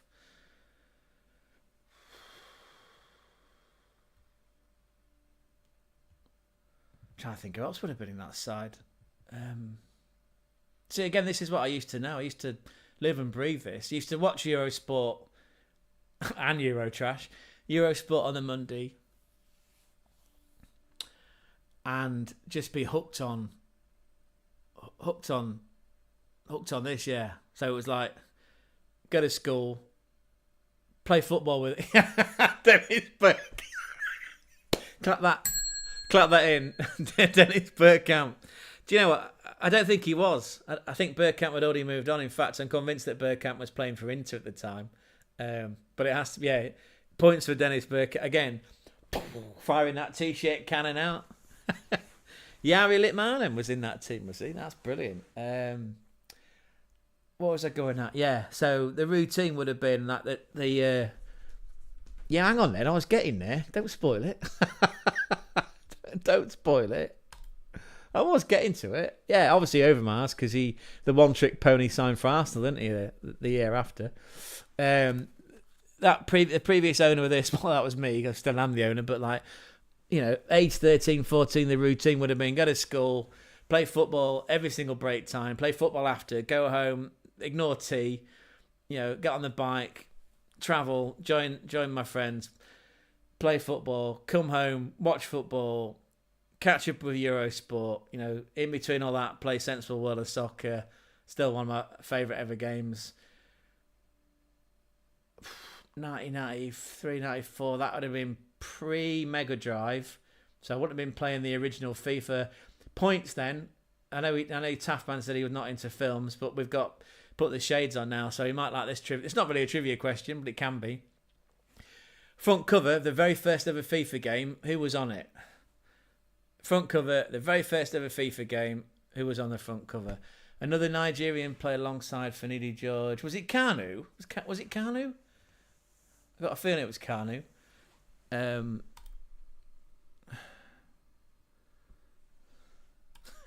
Dennis Bergkamp. Again, one of my prized possessions, apart from my children, who were here one day and gone the next. Over there, over there is a signed letter on my 21st birthday with the OG Arsenal crest. I'm assuming he didn't write it himself, but he definitely signed it himself. I'm not going to get it authenticated because I don't want to sell it. It's mine. It's mine. Yeah, he was a hero. Wonny brother. He was a hero of ours. In fact, somewhere upstairs I've got a series of kits. I should get them down ready and put them behind me. Why didn't I think of that before? Yeah, I should get those kits. It feels like we've named that entire Ajax team. Honestly, can't remember the first FIFA cover. Right, without looking and from memory, I'm going to go Platt. I think it was David Platt on the front cover. In fact, I'm sort of getting a hazy memory of Platt was on the first cover. The second year was, I mean, again, this is just in the UK, was bizarrely Eric Torsvet, the goalkeeper, pulling off like a save. Big Eric the Viking was playing for Tottenham at the time, playing for Spurs. And the 96 version, like the third year, it was Jason McAteer and somebody else from England having a tussle in the middle of the park because that was a Euro 96 build-up game. Although weirdly, Ireland weren't at Euro 96, were they? But yeah, that's my memory of the first ever 3 FIFA games. Certainly in the UK. Again, if there's anybody out there that's viewing this that's a bit scared to get involved in the chat because for whatever reason, don't worry about it. This is an extremely friendly, inclusive, safe space to be, because this is where men cry too.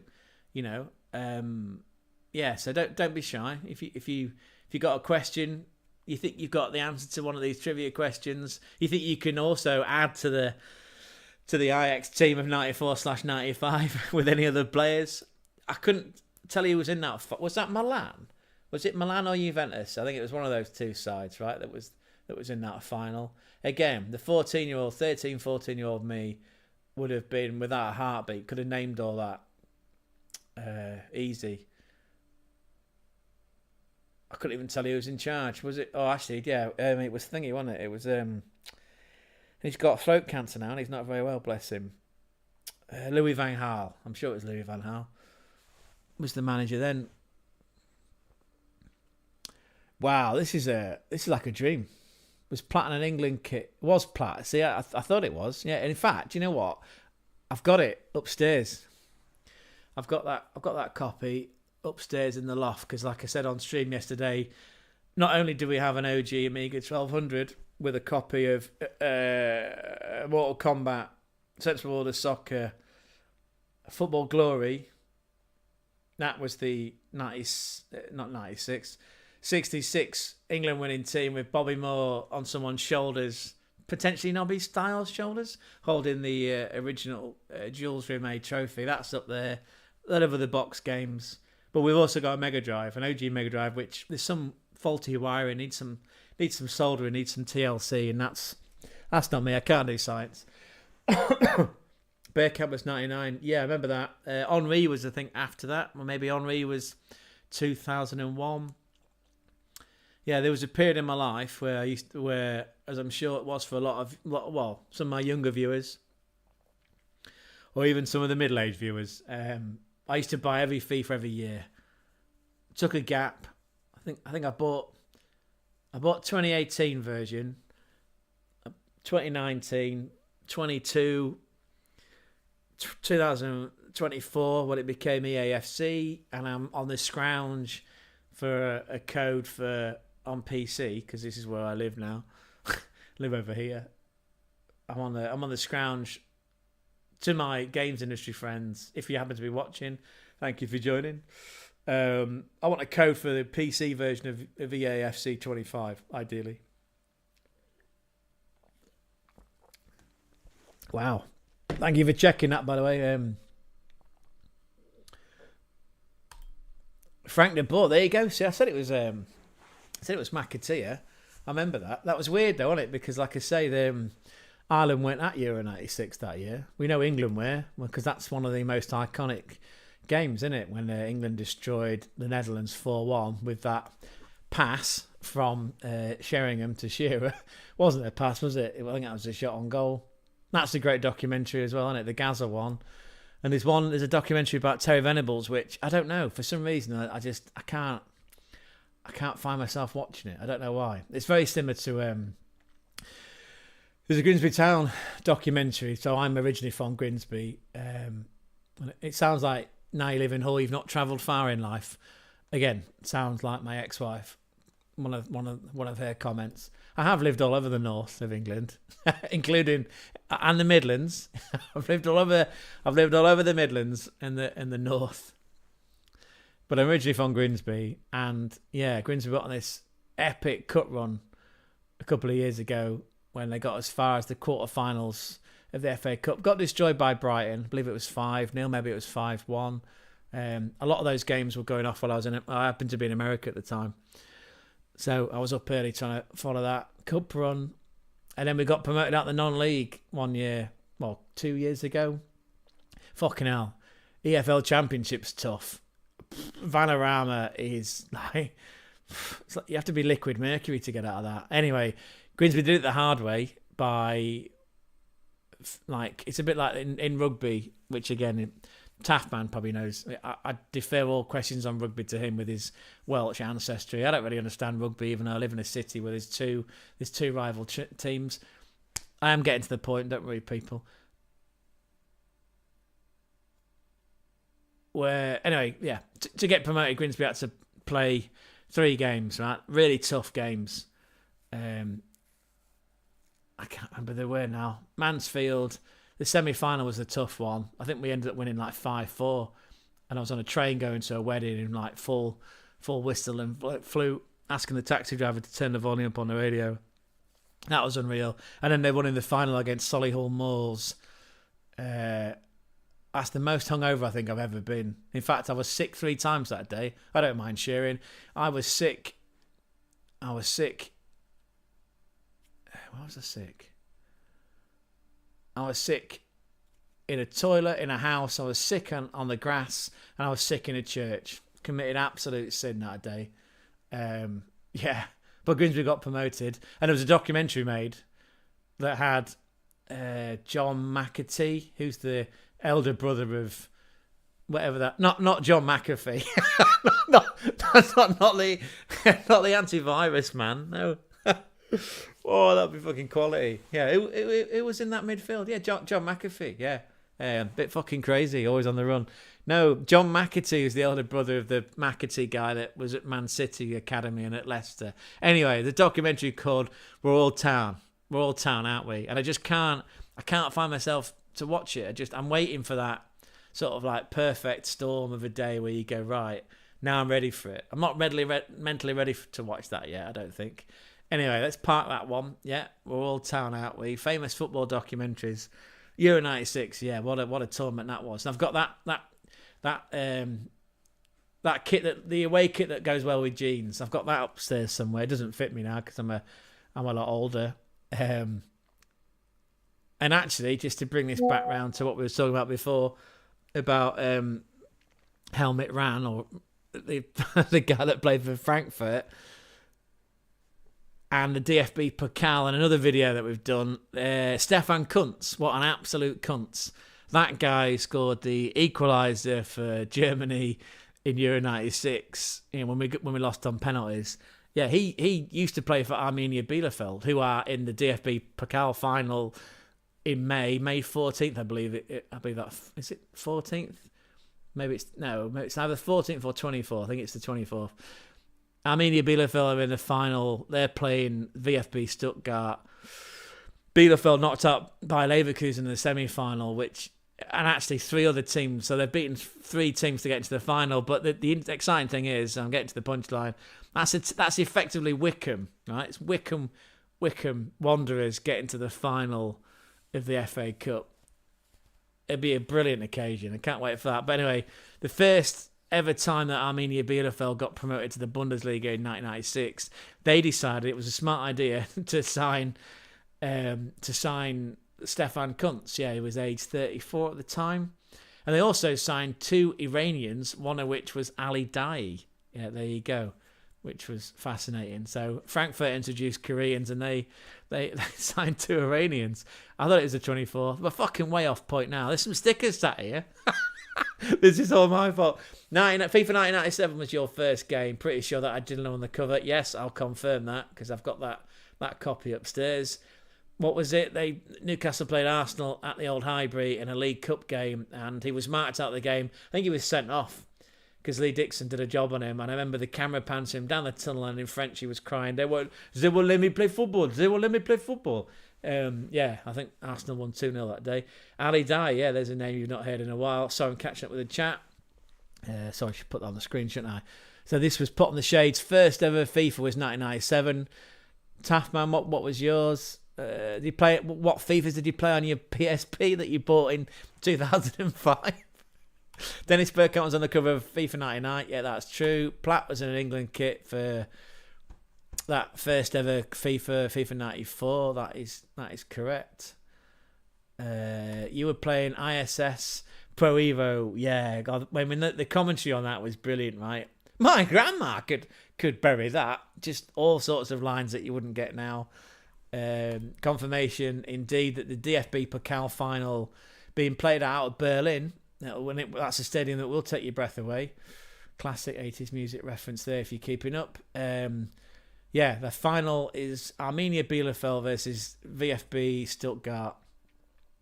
That's a cracker. And as we found out on the stream the other day, Bielefeld are currently second in Liga 3, which is a potential promotion to the Zweite Bundesliga. So that's 2 steps away from a return to Bundesliga. And Ali Dai, yeah, is a name you didn't hear in a while. Do you know what? Ali Dai, after that one season at Bielefeld, he then went on to play for Bayern Munich. And actually, incredibly, he was in the squad that got to that final against Manchester United the year they won the treble, where my abiding memory is Sami Kaffour sort of hunched over, and a friend of mine said, it looks like he's smashing rocks, which had a slightly racist element to it. Because he was like banging on the floor, banging rocks. And he would be like, you'd be fucking devastated if you were. It was in that Munich team. Lothar Matthäus, Oliver Kahn was in goal. Not Schweinsteiger.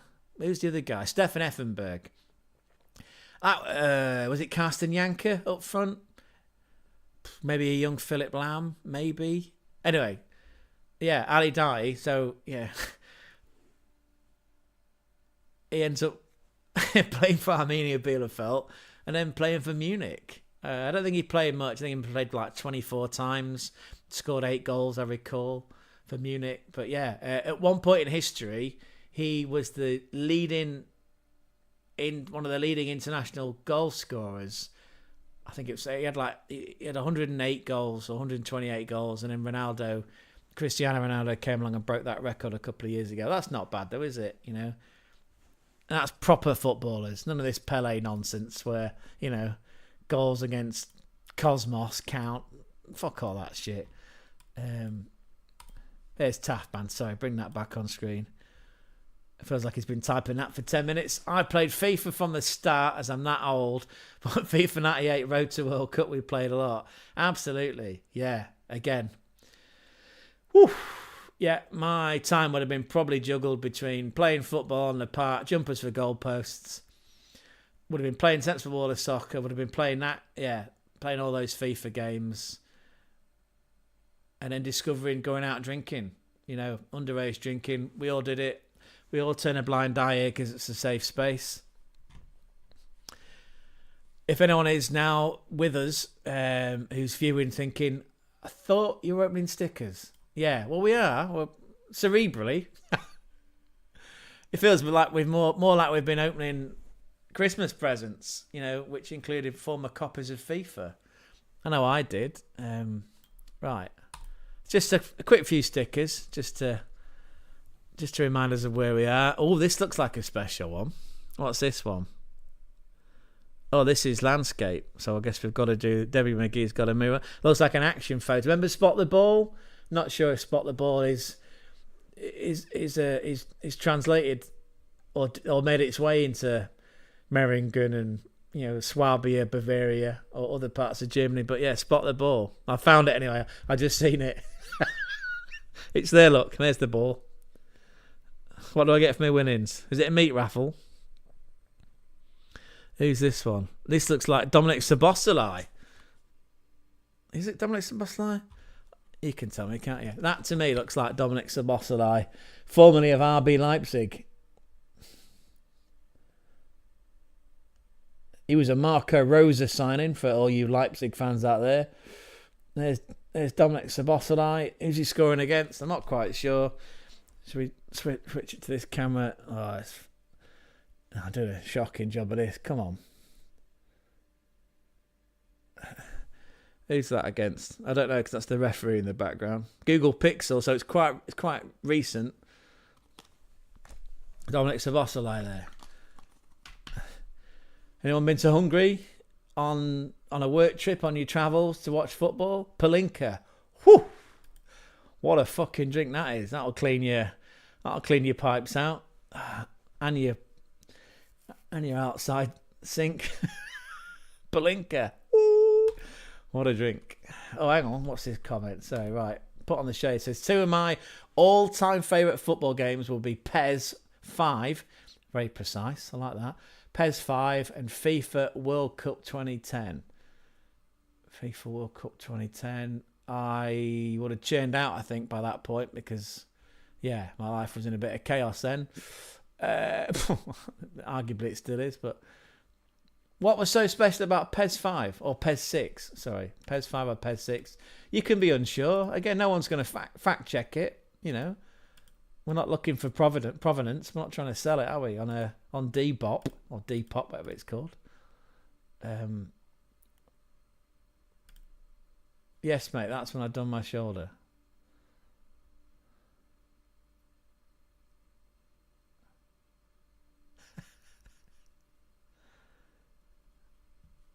Oh, you did your shoulder. Hang on, just a second. Just rewind.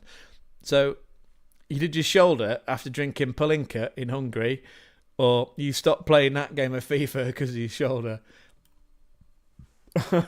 Sorry. I need a drink. Sorry, some knockoff little.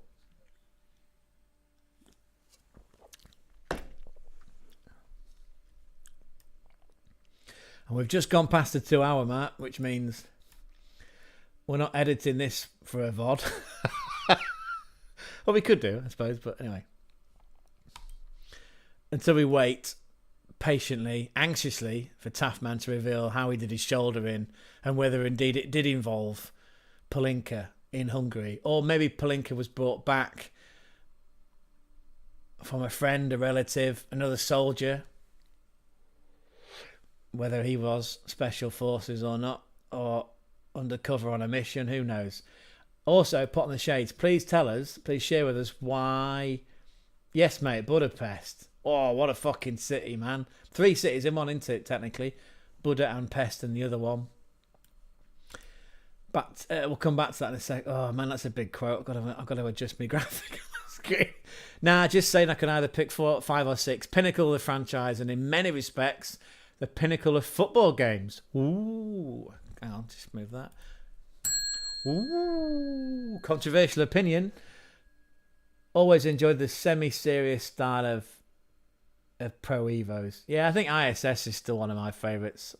Remember the year 1999 playing that. My grandma could have scored that. And just all those sort of random commentary lines that you got. I always felt that the animation on it, and actually some of the finishing, where that if the ball came in the box and the keeper was running out, you could sort of just chip it. And the animation sequences look really cool on the original. It's almost like arcade style, right? Again, I'm sure that some of you out there, maybe you still do go to arcades and bag yourself a bag of fish and chips, or just chips, depending on how much money you've got in your skyrocket in your pocket. Some chips, bag of chips and some scraps. Get some donuts, go on the arcades on the grabbers that are fixed out there. They're fucking fixed. You could get yourself down the car boot and get a plush toy cheaper than what it would take to try and pick one of them out of them fucking things. What am I trying to say? That the style of animation in those arcade machine games was very much what was being played out on the screen in that original Pro Evo or ISS. International Superstar Soccer, as I believe it was called back then. Yeah, and I could, if we had time, go off on a whole interesting anecdote about how the original FIFA game came about. Because again, that's for 20 years I did immerse myself in video games. I was part of the game development fraternity. I worked on some iconic games. I know people. I've sold in services, human traffic people into other companies that have made games. But yeah, some of the stories about the original FIFA are fascinating. Yeah, including one, Matthew Webster, who was part of the original sort of design team of the original FIFA game. Who's not an Arsenal fan, is he? I think he's a Spurs fan. Anyway, that aside. So Taffman buggered his shoulder up, drinking Palinka in Budapest, the capital of Hungary. What a great place, by the way. Mr. Shades, meanwhile. I should get some shades, shouldn't I? I'll put them on as a bit of a gimmick. Whenever you make a comment. The pinnacle of the franchise. It's a controversial opinion, isn't it? That you think that Pro Evo 5 or 6 was the pinnacle of football games. I don't have many, but like my best friend from back home, Andy, who looks like Peter Kay, and that came about from V Festival one year when Peter Kay was introducing James, the band, on the stage, and I happened to be mischievous and said to some people near me, "Fucking hell, you got here quick. Garlic bread," and everyone looked around and thought he was Peter Kay, but he's not. Anyway, him and I used to play a lot of, what version of FIFA would that have been? That was on the Xbox One, so it's quite recent. I want to say that was FIFA 21. It felt like the animations and the gameplay, especially playing locally, like not on the same couch because, well, it'd fucking break it. Big lad is old Peter Kay, bless him. Best mate, was best man at the wedding. He bricked it that day as well. Fucking hell. Just say a few words, mate. Don't make a scene. Leave that to my ex. Where's it going with this one? Yeah, I think FIFA 21 was pretty good. I've enjoyed playing EAFC 24. Yeah, I like the Ultimate Team. I like the way that I like the simplicity of being chucked into a game with someone completely random. Enjoy the voice chat. Yeah, like I say, I fell out of the FIFA games just because of life. But again, I've got most of them, and I'll dig them down. We'll do that in a different stream because I'm sat here looking at some stickers. Yeah, again, look, the whole point of this channel is to try and talk about Bundesliga. It's to find a voice for them and me, and just create a safe space where we can, like what we do with Taftman, right? When his streams go off, and we've got Fi, there's Jack, there's yourself, there's myself, there's Blessby. You know, it's just create an environment where we can all talk shit about football, right, and share our memories and just talk about nostalgia with, you know, rose-tinted, shaded glasses. It's a safe space. Say what you want, brother. No one's going to criticise you. No one's going to fact-check you. I mean, ironically, everyone does because I usually get my facts wrong. But I have a go, right? I have a crack at it. Don't unpack a Martin Odegaard sticker, please. Remember what his brother was called? I don't think we ever confirmed whether he played football or not. Christopher, that was it. He's got a brother called Christopher who... Deaf Gary Gamer, who's a Newcastle fan. I watched one of his streams, his Twitch streams the other day. He's got an SK brand save on the go. Top bloke, by the way. Actually, I found him through your Discord, Taftman. Yeah, top bloke, actually. Yeah, he was convinced that Odegaard's brother Christopher played for a lower league team in Norway. Couldn't find him on Tinternet. But again, I suppose that's the other positive of the internet, right? Is that we can all crowdsource answers and no one feels like they were twat because we all got to the answer together, didn't we? Right. Let's open 5 more and see if we're still going with the irreverent nostalgia, maybe we'll keep it going for another 5 more. I'm just conscious that it's 3:15 in the afternoon UK time. 4:15 if you're in that there Europe, because we as UK citizens, as non-Europeans, I don't know if that includes Wales. Where do you class yourself as European, Taftman? Yeah, well, either way. And if you are American on the Eastern Seaboard, you're going to be 5 hours behind. So what's that? It's coffee time for you, right?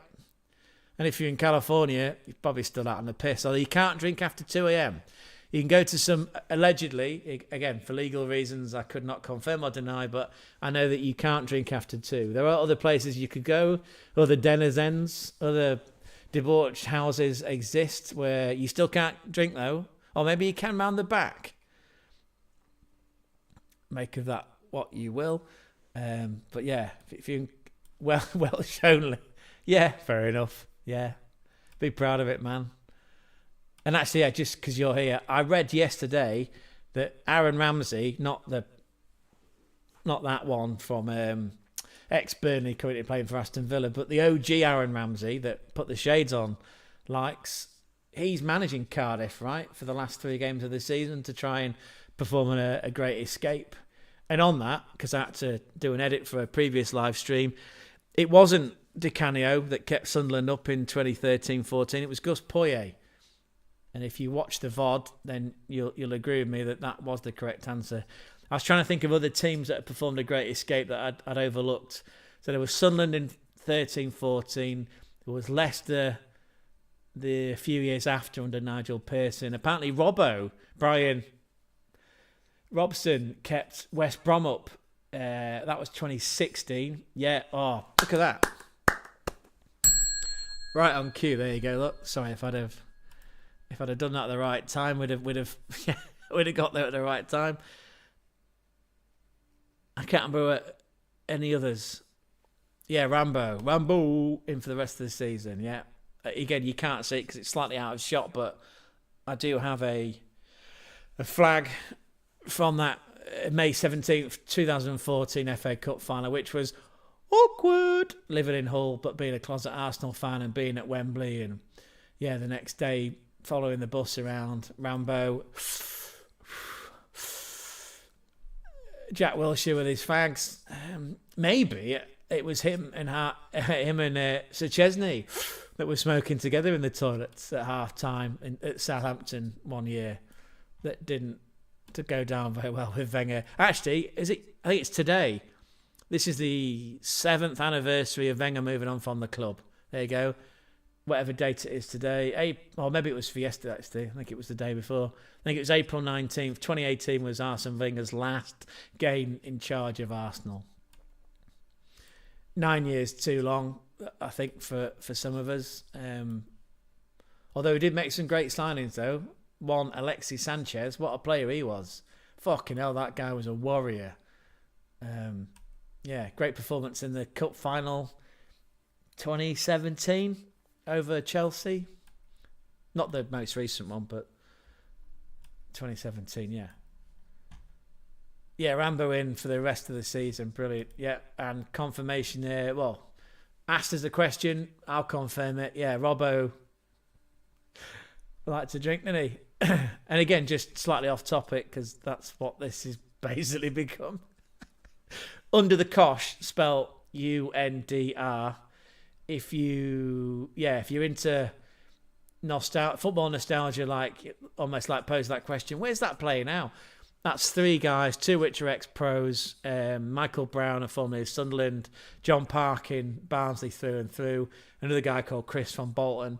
Those three pick out other ex-professional footballers, and they talk about their stories. And there's some great stories about Brian Robson's training camps where everyone just like apparently Brian Robson sat in the pool from 10 in the morning till like 10 at night, just Budweiser, sat in the pool, keeping himself and his beer chilled. Yeah, Under the Kosh, worth checking out. In fact, I'll write it in here.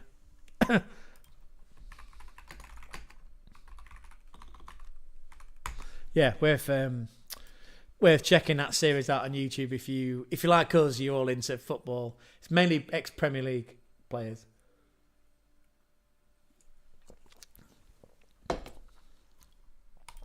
Harry Redknapp's Portsmouth 05-06. Yeah, so that would have been a couple of years after the cup final, right? That FA Cup final against Manchester United. Dennis Wise, I believe, was in that. Was he captain of that team at the time? Great stream, buddy. Going to jump in the shower for a Liverpool game.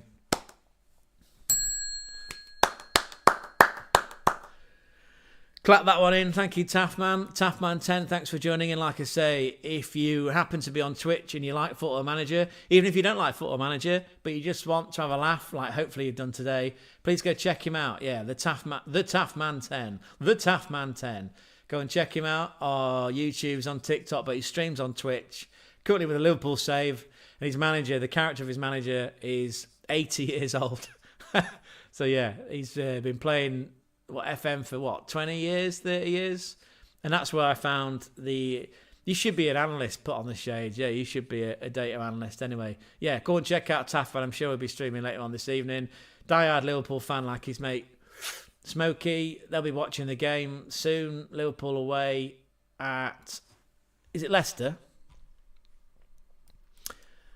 Oh yeah, cut. Sorry, yeah, we'll come back to that. It's a great comment. Joe Royal. That was me winding a window down. I think allegedly he was done money for that, for curb crawling. Thank you, Taff, man. Thanks for joining in. Yeah, we've had a laugh, haven't we? And that's the whole point, isn't it? We've had a laugh. We've had a laugh. And we've unpacked. We've unpacked a few Liverpool, haven't we, for you? We unpacked Dominic Szoboszlai. We don't know. We've yet to identify who that goal was scored against. And Ryan Grabenbach. And Harvey Elliott, who we also unpacked last night. So there you go. Send all your Easter eggs. The ones you don't want, send them to Taffman. Send them to Wiltshire. Right, we'll catch you later on, buddy. Thanks for joining in. Right, what did Put on the Shade say? Yes, I believe he did, right? Yeah. Again, I should know that because again, it was the year prior to this, 2 years prior to this sticker book. Let's just have a look, right? Just because you're there. Let's do it together because I'm curious.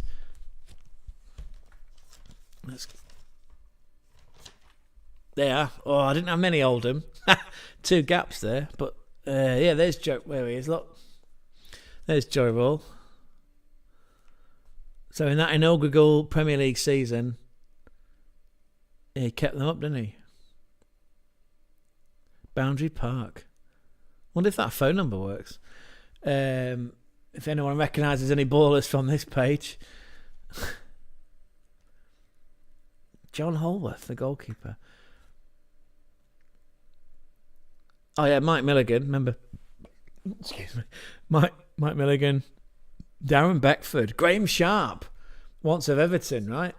Once of that great Everton Howard Kendall team. Howard's Way. That's a great documentary as well. Controversial survival. West Ham. Tevez Mascherano. Yeah. Again, under the cosh. I think it's James Collins. Welsh. Oh, Taffman's already gone out, right? But James Collins, the ginger Welsh defender, I'm sure he talks about that season because he was at West Ham when they came in. Apparently they kept themselves to themselves and, yeah, kept them up, didn't they, that season? Anyway,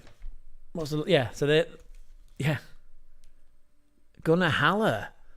Wow. Totally forgot about him. Look, like a chipmunk. Like a Norwegian chipmunk. There you go. Right, so what was I doing that for? Yeah, Joe Royal, Survival, Premier League, the year before, the inaugural year. Is anyone Ginger Pele? Yeah, Romford Pele. You're right, spot on. He also likes a drink, right? And a bet. Oh, and he gave that one away. Right, let's just round these stickers out. What have we got here then? And then we'll do a recap. We'll do 4 more. This is a Frenchman. The colours on that kit, what are they? Claret and blue. So it could be West Ham, it could be Burnley, it could be Villa. My money would be on Villa. And it is. It's Moussa Diaby. Moussa Diaby. On a former Newcastle save on Xbox. Oh, I seem to fucking struggle against teams that play in these colours. Claret and blue. Yeah. It's usually Moussa Diaby and who's the fat Scottish guy with a big arse? John McGinn. They always catch me out. And then the guy who did they sign from Everton? Onana, not the keeper. He's always a nightmare.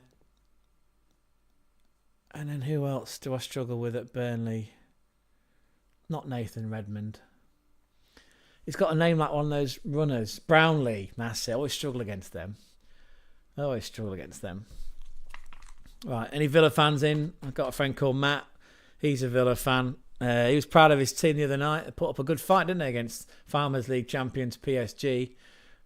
Not Moussa Dembele, but Osama. Not as in Osama. Anyway, stop there. Right. Yeah, Dembele, what a baller. Oh. This looks like another Belgian kit.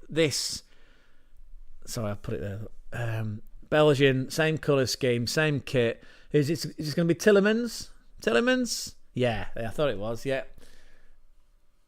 Where's the camera gone? Yeah, Yuri Tillemans. Right. So we've got 2 Villa players back to back. He's a baller, right? Ex-Leicester City.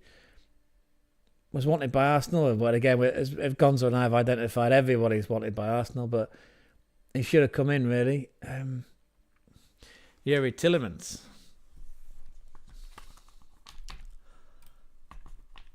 Let's do another one. Right, who have we got this time? A very good player. Could have picked him up. Yeah, absolutely. Yeah, absolutely. Oh, now this colour scheme. I got a feeling that nobody shuffled these. Because this looks like back-to-back-to-back Villa players. Spanish. Who's this going to be? Pau Torres, possibly? I'd go with Pau Torres. No, it's Alex Moreno. Alex Moreno there. Look. Alex Moreno. So we're 3/5 of the way of building a Villa team for a 5-a-side at least. I'm going to give these a quick shuffle because let's try and keep it interesting. In fact, there's a whole Anton stack here. Let's just mix them in so we can keep this. And again, you can. I'm not looking, but yeah. Right, I'm shuffling. Oh, one's just fallen on the floor, but it fell up with the club facing upwards, so it was an Everton. It was Everton, whoever it was. Aston Villa back again. It would please my friend, a former boss of mine, who looked like grew out the Minions. Mr. Blinko. Who's the other guy that we know? Say Matt. Matt, who lives in Burnley. And there's the other lad whose name goes out it's gone out the window. Oh, what's his name? I used to work in Leamington Spa, you see, which is not far from Birmingham. So a lot of Villa fans around that area.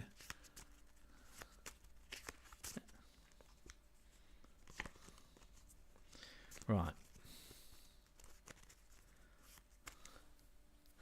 Again, yeah, I struggle against Villa on FM for some reason, whatever reason it is. I say it's usually that combination of John McGinn, Moussa Diaby, Ramsey or Bailey that gets the goal against me, and Onana's a fucking just a nightmare. Like, you usually have to double up on him. Like assign players to you two in that double pivot. Just keep an eye on him. I'm trusting my centre backs to look after Ollie Watkins.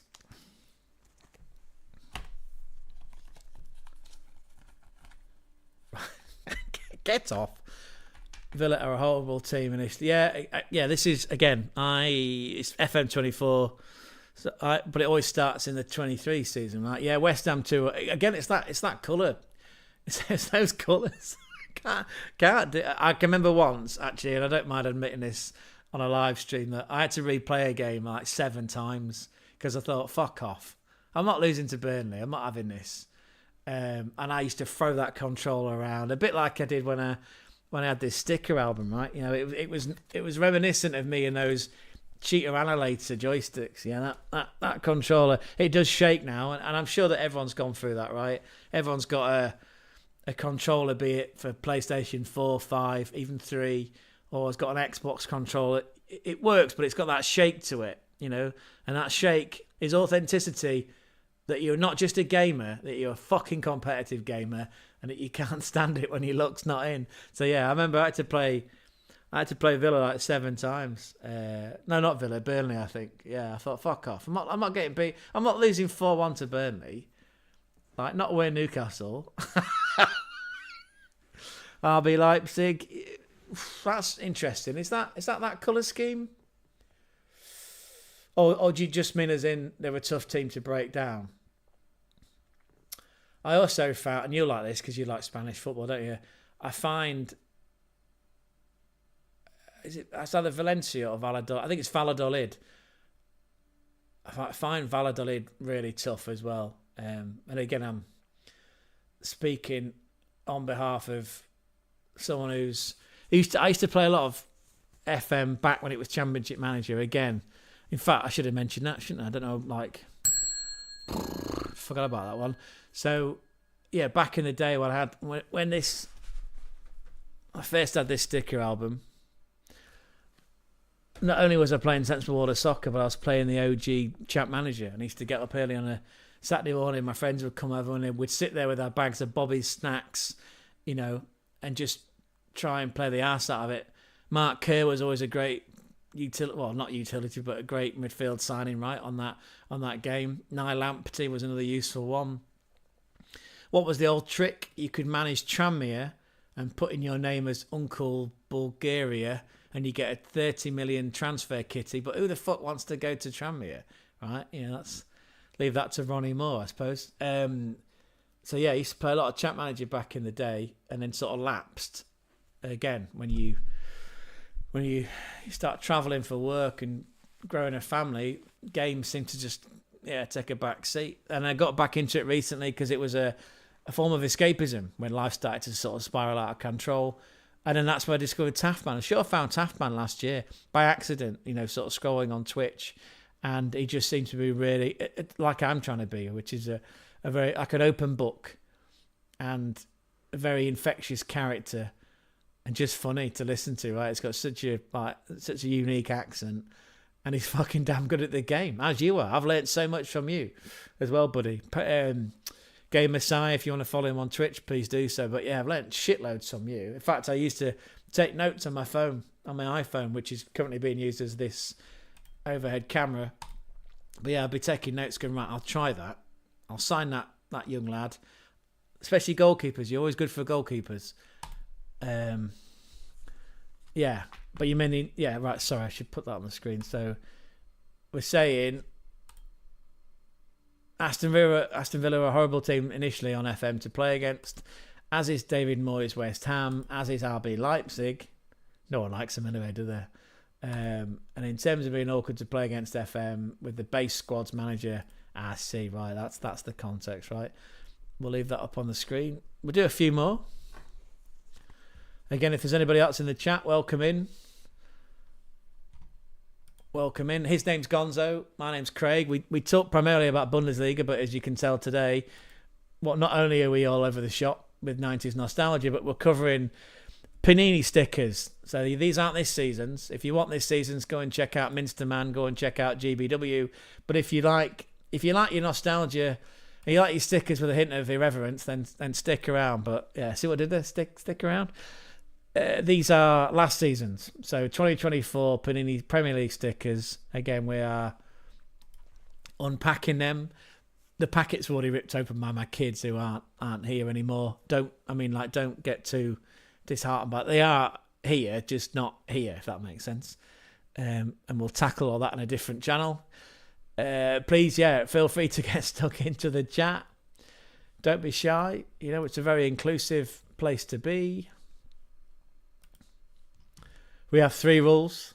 No religion, no politics. And if you're going to laugh with us. Don't laugh at us.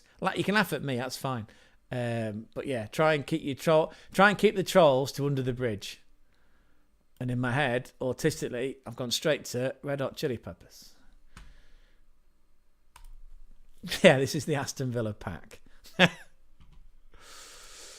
Right. There we go. Right, I'd queued this one up. This is another Belgian. Oh, this is a different colour kit. Is that green? Again, I'm slightly colourblind. 6% of males suffer from I think it's Deuteronomy. That's the flavour of colour blindness that I've got. This person's Belgian. This is intriguing. What kit's this? What's this? Is it a goalkeeper shirt? It is a goalkeeper. It's Thomas Kaminski, everybody. I know Jacob Kaminski. He's a Polish winger for Wolfsburg. What a game they had yesterday, by the way. 2-2 in the end.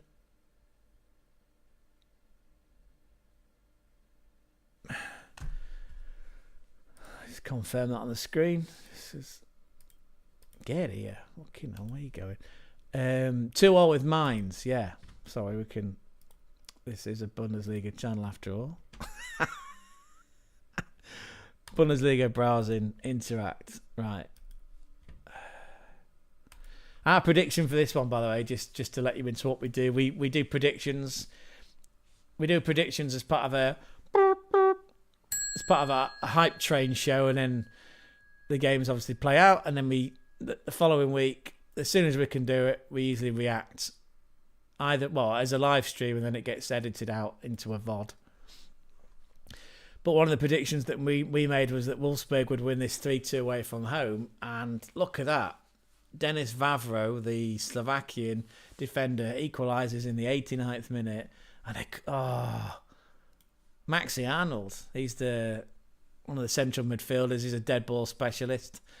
Look at that. So they're 1-0 up, 2-1 down, came back and drew it 2-2.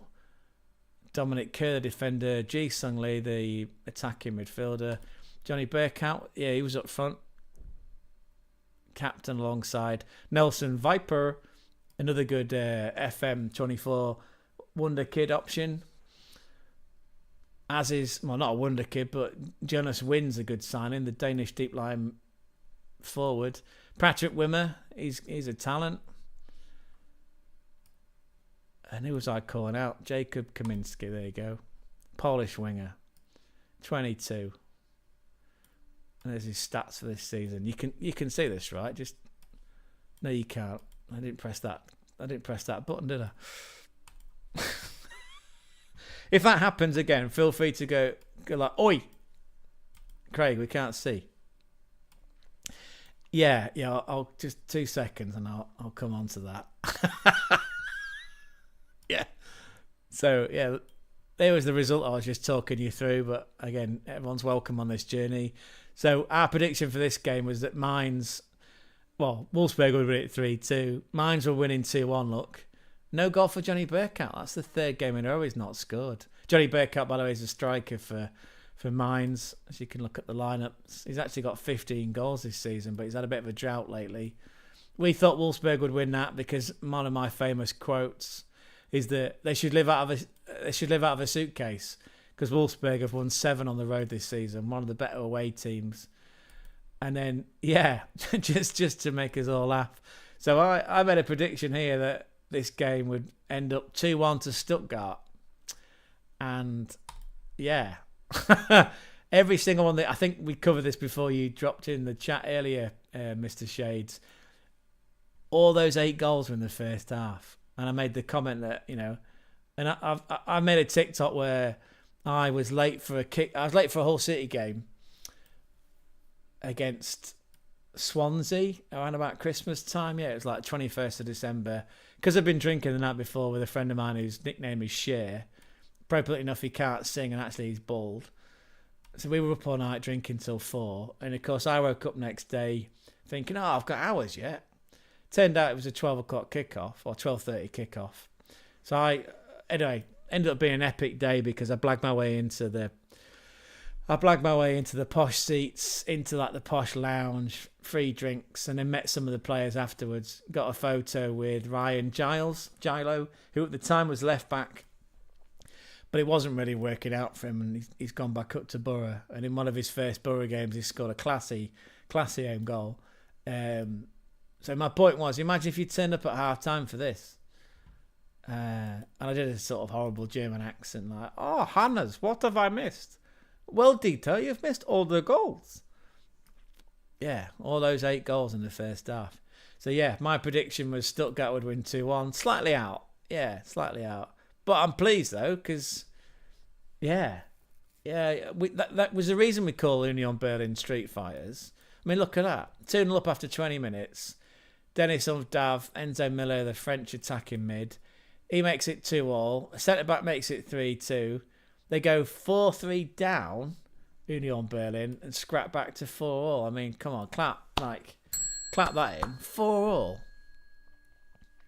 Wow. What a game that was.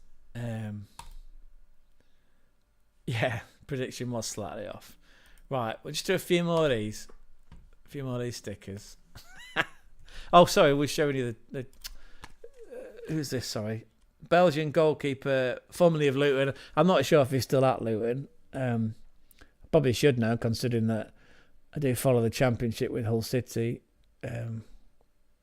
Looks like it's blared out there. Can't you see that? Yeah, Thomas Kaminski. Anyway, Luton, played in goal for Luton during their Premier League season. Let's hope they don't go down back to back. But again, as a Hull City fan, yeah, wouldn't mind. Wouldn't mind. Right, a couple more then. Okay. Oh, this looks a fancy one. It's just that Stat Star. Yeah, it's a Stat Star. We got Rashford yesterday. I mean, we did pull somebody else like this, I think, earlier. Forgot who it was. Stat star, who's this? Oh, it is Rashford. So we've got 2 stat star Marcus Rashford. So he's thriving under Dracula at Villa. Again, former Arsenal manager. Put the shades up. Hopefully have some comments to share on, well, not just on Marcus Rashford, but on Dracula. Right. None so far. Okay. Right. A couple more to round this one out. Where's the camera gone? Sorry, I always forget it's over there. Oh, I need to fix that a second.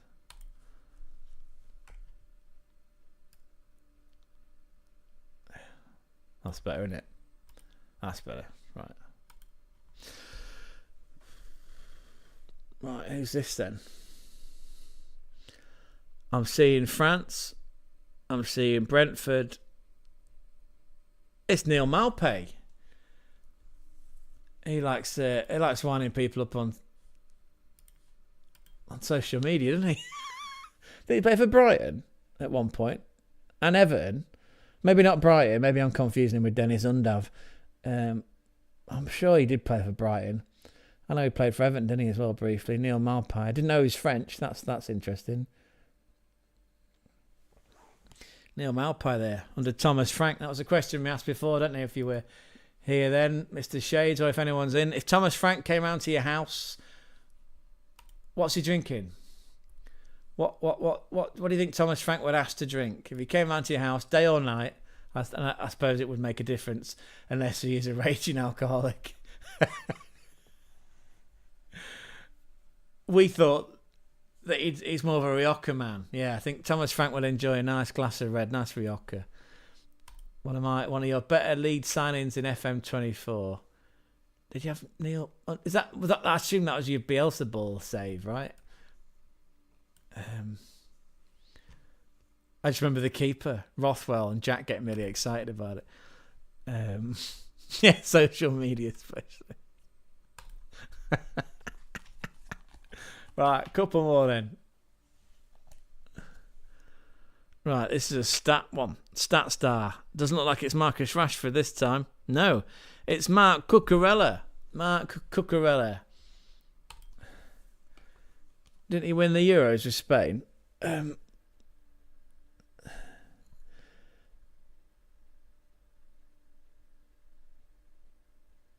Yeah.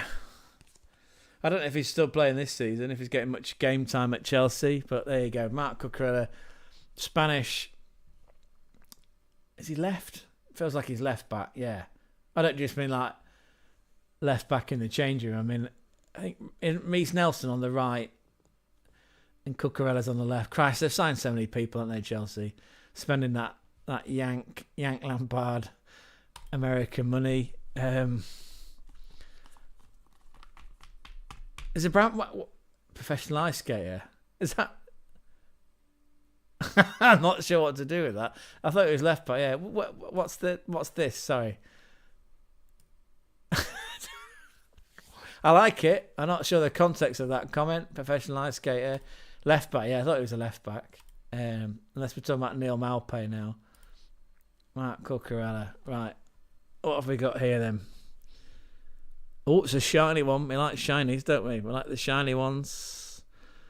Oh, it's I can see it here. It's James Maddison, ex-Leicester. Likes the old darts, doesn't he? Giving it large. Taffman likes his darts, doesn't he, as well, him and Smokey.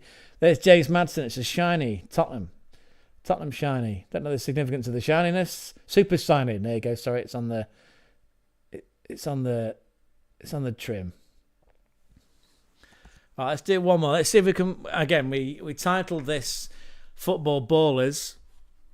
I mean, like him or hate him, I know it's hard to like a Tottenham player, right? With us being closet Arsenal fans. A good player though on his day, James Maddison. You know, it was the right thing to do, right? To leave that Leicester team when he did.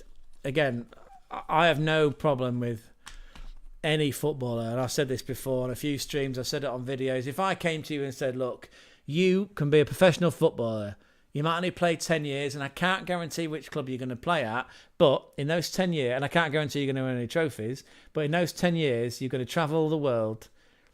You basically have all your problems taken away from you. You'll set your family up for life, and it's pretty much, there's no cap on what you can earn. Are you going to turn it down? You're going to stick in your Amazon warehouse job? Are you going to stick being a dental nurse? Could be male. No, not all females, are they? You know, are you going to drive your forklift? Are you going to clack a keyboard 9 to 5? You're not, are you? You're going to fucking take it, right? You're going to earn as much as you want and set your family up for life. And so I've got no issue with footballers doing it, because it's a mad world out there, right? It's football, especially the Premier League, is eating itself. You know, it's an open market. It's a free market. People are willing to pay whatever price they want. You go for it. If people don't like football agents, well, you know, do you know what? I was an agent, not a football agent, and not a secret one either. Not like Taff, man. Whether he was in the forces or otherwise. That was for secret agents, sorry. But I was an agent of sorts, you know, not human trafficking, but providing, you know, work for individuals and teams, you know, trying to place them, not as a recruitment agent, well, sort of, but not really. No, I was classier than that. What am I trying to say? I was trying to get the best deal, you know. I want to earn my commission. I want to get the best deal for my client. It's exactly what football agents are doing, whether you like it or not. Are they ruining the game? Fucking hell, that's ruining the game. But you can't put all the blame on the players, can you really? Because it's a free market. They can go where they want. They're looking after themselves, but they're more importantly looking after their families. And that is what we all should do, right? We should all be looking after our families. What do I know? Anyway, so that's James Madsen. Let's try and, again, sorry, ballers. You know, the thumbnail title is ballers, football ballers, people that we like to watch. Don't mind watching James Madsen. I like to watch him lose, obviously. And I've done that in the derby, North London derby a few times recently. Anyway, let's come back here. Right, let's end on someone classy. Right, we've got a Spaniard. It's a white kit. Is that going to be another Spurs player? Feels like it might be. And it is. It's Pedro Porro. Pedro Porro. Pedro Porro. Jack will be happy. As will Omega Dad. Omega Luke, another streamer you should check. Oh, no, he doesn't really stream, does he? Well, he probably does now, because FM24's sort of on its last legs, isn't it, really? They've cancelled FM25. But yeah, go and check out Omega Luke. He does a lot of rebuilds with his dad, Omega Dad, who's a Tottenham fan. Yeah, not a fan of Pedro Porro. Right, let's do one more, because I can't end it on Spurs. Sorry, I can't do it.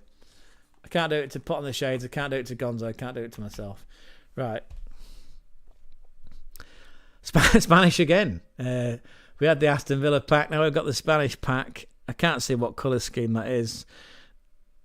Is it Newcastle or is it Fulham? Looks like it's going to be Fulham. It's a Adama Traore. Mark Cucurella, professional ice skater. Like it. Adama Traore, big fucking hench guy, isn't he? He's got big muscles. Yeah, extremely powerful player because of those fucking big arms. Look at that, so powerful. He's knocked my microphone out. Right, let's end on someone good. No offence to any Wolves or Fulham fans, or indeed if you're a family member of Adama Traore. Didn't know he was Spanish. That caught me out yesterday, actually.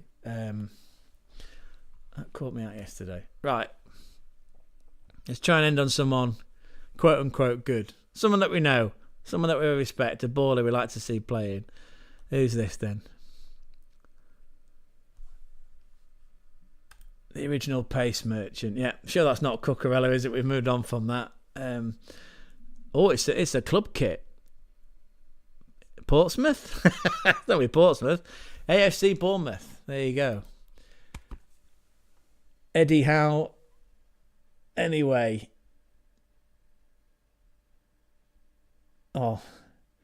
We're the lads, but that's not, is it? That's Bournemouth. A community-run club. Can you remember the famous goalkeeper that scored? Well, he actually didn't score for them, but he scored for Carlisle. The goalkeeper scored that goal for Carlisle to keep them in the Football League. Jimmy Glass, anyone? We are showing our age with that sort of trivia. Right. We've got an Everton player here. Is it going to be a Nana? A cherry on top of the stream. Oh wow, that could be the thumbnail, couldn't it, for the VOD? Right, who's this then? I saw it was an Everton badge, but I didn't see what player it was. Senegalese. Oh, it's Idrissa Gana Guiai man. They got some Everton family members, some season ticket holders. I used to go and watch a lot of Everton and Arsenal games in my youth, around about the same time as I had that OG album. Actually, I once saw an Arsenal team with David Platt and Bergkamp in it back in 1996. I believe we won 3-0 at the Goodison. No more, right? After this season, it's very Everton fans are going to pay an emotional farewell to Goodison. Looks like they won't be paying an emotional farewell to the Premier League this season. Looks like Moyes is going to keep them in it. Right, let's do one more. Let's do a quick shuffle of the stickers, that is. Not a euphemism. Oh, right, okay. Let's end here then. Let's try and put a non-cherry on the top. I did like that. Right. Oh, it's a shiny. It's a shiny. I don't know if you can see the name there, but I can. It's Rasmus Højlund. Hasn't scored in a while, has he? He's been struggling this year. Mind you, every Man United player's been struggling. How much of that is attributable to the three at the back system of Ruben Amorim? I'm not a fan of three at the back. I know it's very popular in the Bundesliga.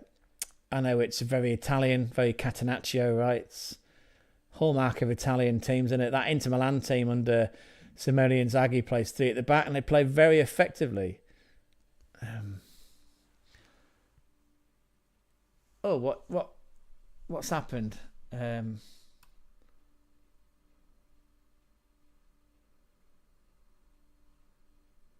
Put on the shades, is that a bit of a nightmare? Is that because you've been spamming? Ha ha ha ha ha!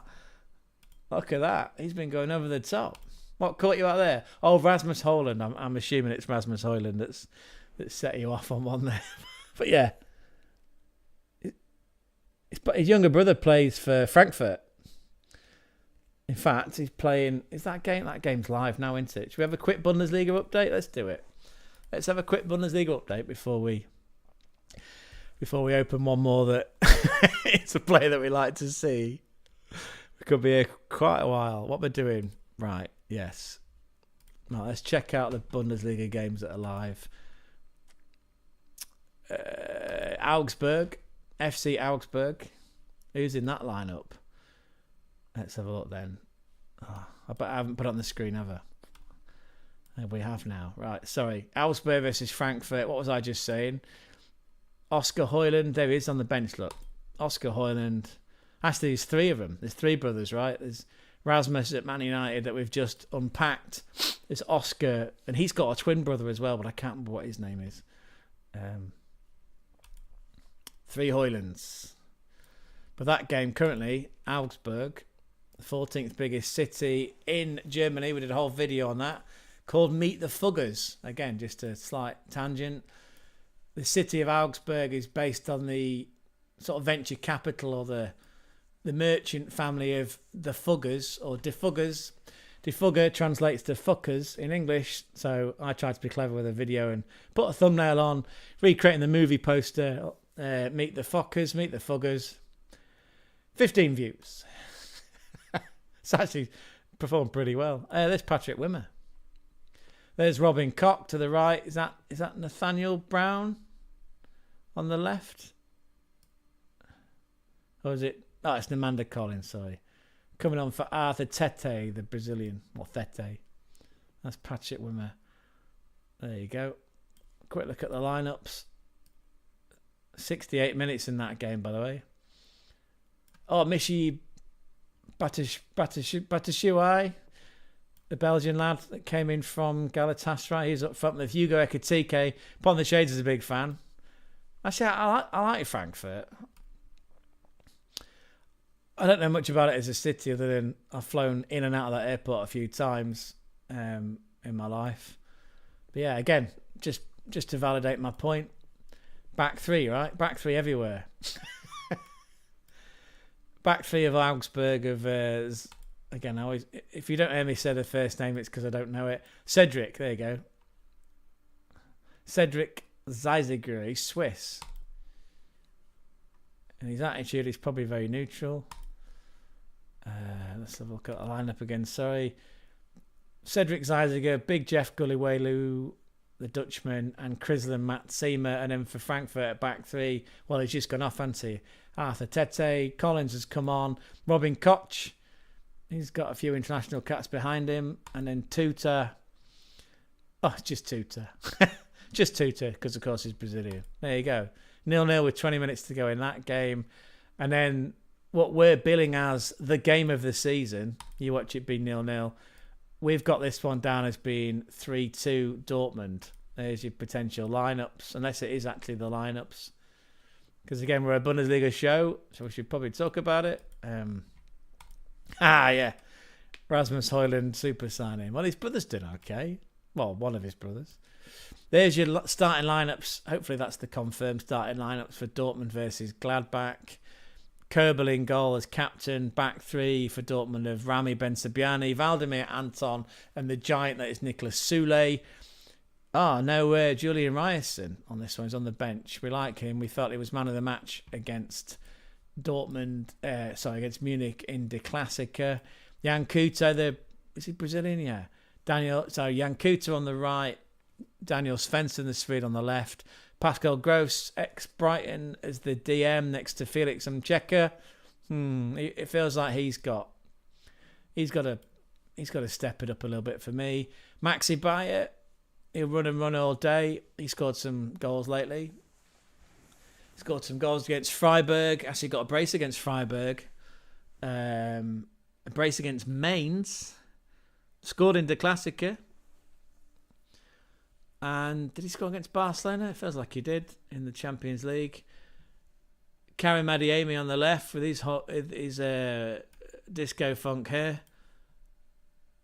And then Seru Girassi. Hat-trick recently against Barcelona in their win, but ultimately loss on aggregate against Barcelona. There's your team. And then for Gladbach, Dennis Olmin's back. Okay, Olmin's been out injured for a few weeks. Jars Ulrich, left back, he's one to watch for the future. Elvedi, I don't know his name.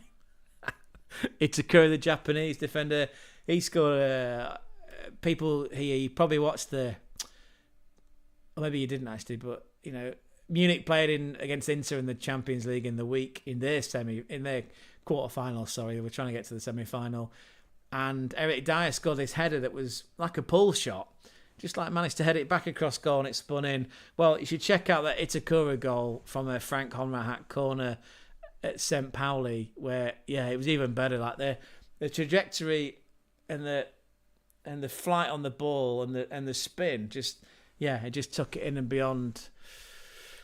Nicholas Vasilic, who's got 8 clean sheets at home this season against a team that doesn't concede many in St. Pauli. And then Joe Scally, the American at right back. Julian Weigl and Rocco Wright as your double pivot in the midfield. I assume that Weigel's the captain. And then, Frank Honrahat's not playing then. So they brought in Thomas, I don't know how you pronounce that. I'm going to go with Svankara. Yeah, Thomas Svankara, the Czechia attacking midfielder. He's on the right. The old man, Alassane Play, on the left. And then Kevin Sturger is the playmaker, and they're all trying to set up Tim Kleindist with 7. He's got 17 goals so far this season. So that's your team. That game kicks off in 30 minutes. So I better wrap this up soon because we've got to go off. Mr. Shadesman, I'll just come back on master camera. There you go. Yeah, really enjoyed having you part of the stream as well, brother, as we did with Taftman before that. And in fact, anyone that's been here. Right, in fact, I'm just going to quickly do one more, then we'll call it a day. And then hope to God it'll be someone interesting. Right, again, we'll do a quick shuffle. Right, quick shuffle. Last one of the day, people. Who we're gonna unpull? Right, it's a shiny. It's silver. It's promising. And it's a shame that Taffman's not here because it's a super signing. It's Dominic Szoboszlai. There you go. There's the sticker we're going to wrap it up with. Dominic Szoboszlai, super signing Liverpool, dedicated to Taffman, the Taffman 10. If you are not following already, please go and do so. Find him on YouTube, the Taffman 10. Find him on Twitch. He's a diehard Liverpool fan. I'll be watching the game against Leicester City and undoubtedly streaming later this evening. Be part of that community. That's where Pot on the Shades comes from. You can find him under Games Messiah on Twitch. I'm happy with that. Right, again, just top-down master camera. So this is... Move them out of the way. This is what we've done today. How many's there? Must be at least 20. I can't be able to count them, but yeah, we've done well. We've unpacked some stat stars. There you go. Cucurella, Rashford. We got a shiny just then in Dominic Szoboszlai. We got super signing of the season, Rasmus Højlund. We got a super signing in James Maddison. And then who else would you pick out of that? Well, there was a couple of Liverpool, wasn't there? There was Harvey Elliott. Pulled him a few times today and last night. Michael Elise, there you go. They're the highlights from today's unpacking. There you go, yeah. Yeah, there you go. There's the highlights. In a stream that's 4 minutes short of 3 hours. Ha! Not bad going, is it? Right. Whew, what a fun we've had. And we've still got, well, this is stack one of many.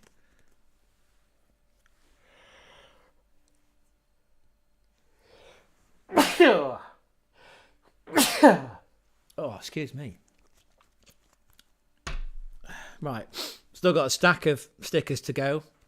We might resume later, or we might come back tomorrow and do it. Actually, we've got right. Let's just right. That's what we've done today. Well, actually, we opened up, we unpacked all these, and the Dominic Szoboszlai. Oh, it's upside down. No, it's not. That's Super Wine and Mbeumo from Brentford. But yeah, they're probably the pick of the bunch from today.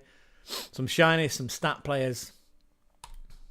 Michael Elise, as we confirmed, was what did we say it was? €53 million signing from Crystal Palace. He's worth every penny. You could get two of him for Harry Kane. Wow. So we'll wrap up there. Let's have a quick look at the scoreline in that Bundesliga game that's going on at the minute. 76 minutes gone. It's still Augsburg 0, Eintracht or United Frankfurt or Frankfurt. Augsburg 0, Frankfurt 0. 76 minutes gone. We're all getting ready for what we're billing as the game of the season, which is Dortmund against Gladbach. We ran you through those lineups. Yeah, thank you for being part of it. Thank you for being patient, being along with the journey. Say if you were there but you didn't comment on the chat, that's okay, no problem. You can do it next time, right? Or you can drop your comments in the description below, because this will be appearing as a VOD at some point soon. Well, it's timeless now, right? This live stream will transcend to become a timeless video for as long as it's still hosted on a server on YouTube. So you can comment down below. You can join the Discord. Again, I can put that on the screen now. There's the Discord link. Discord is there's a link to it in the description below anyway.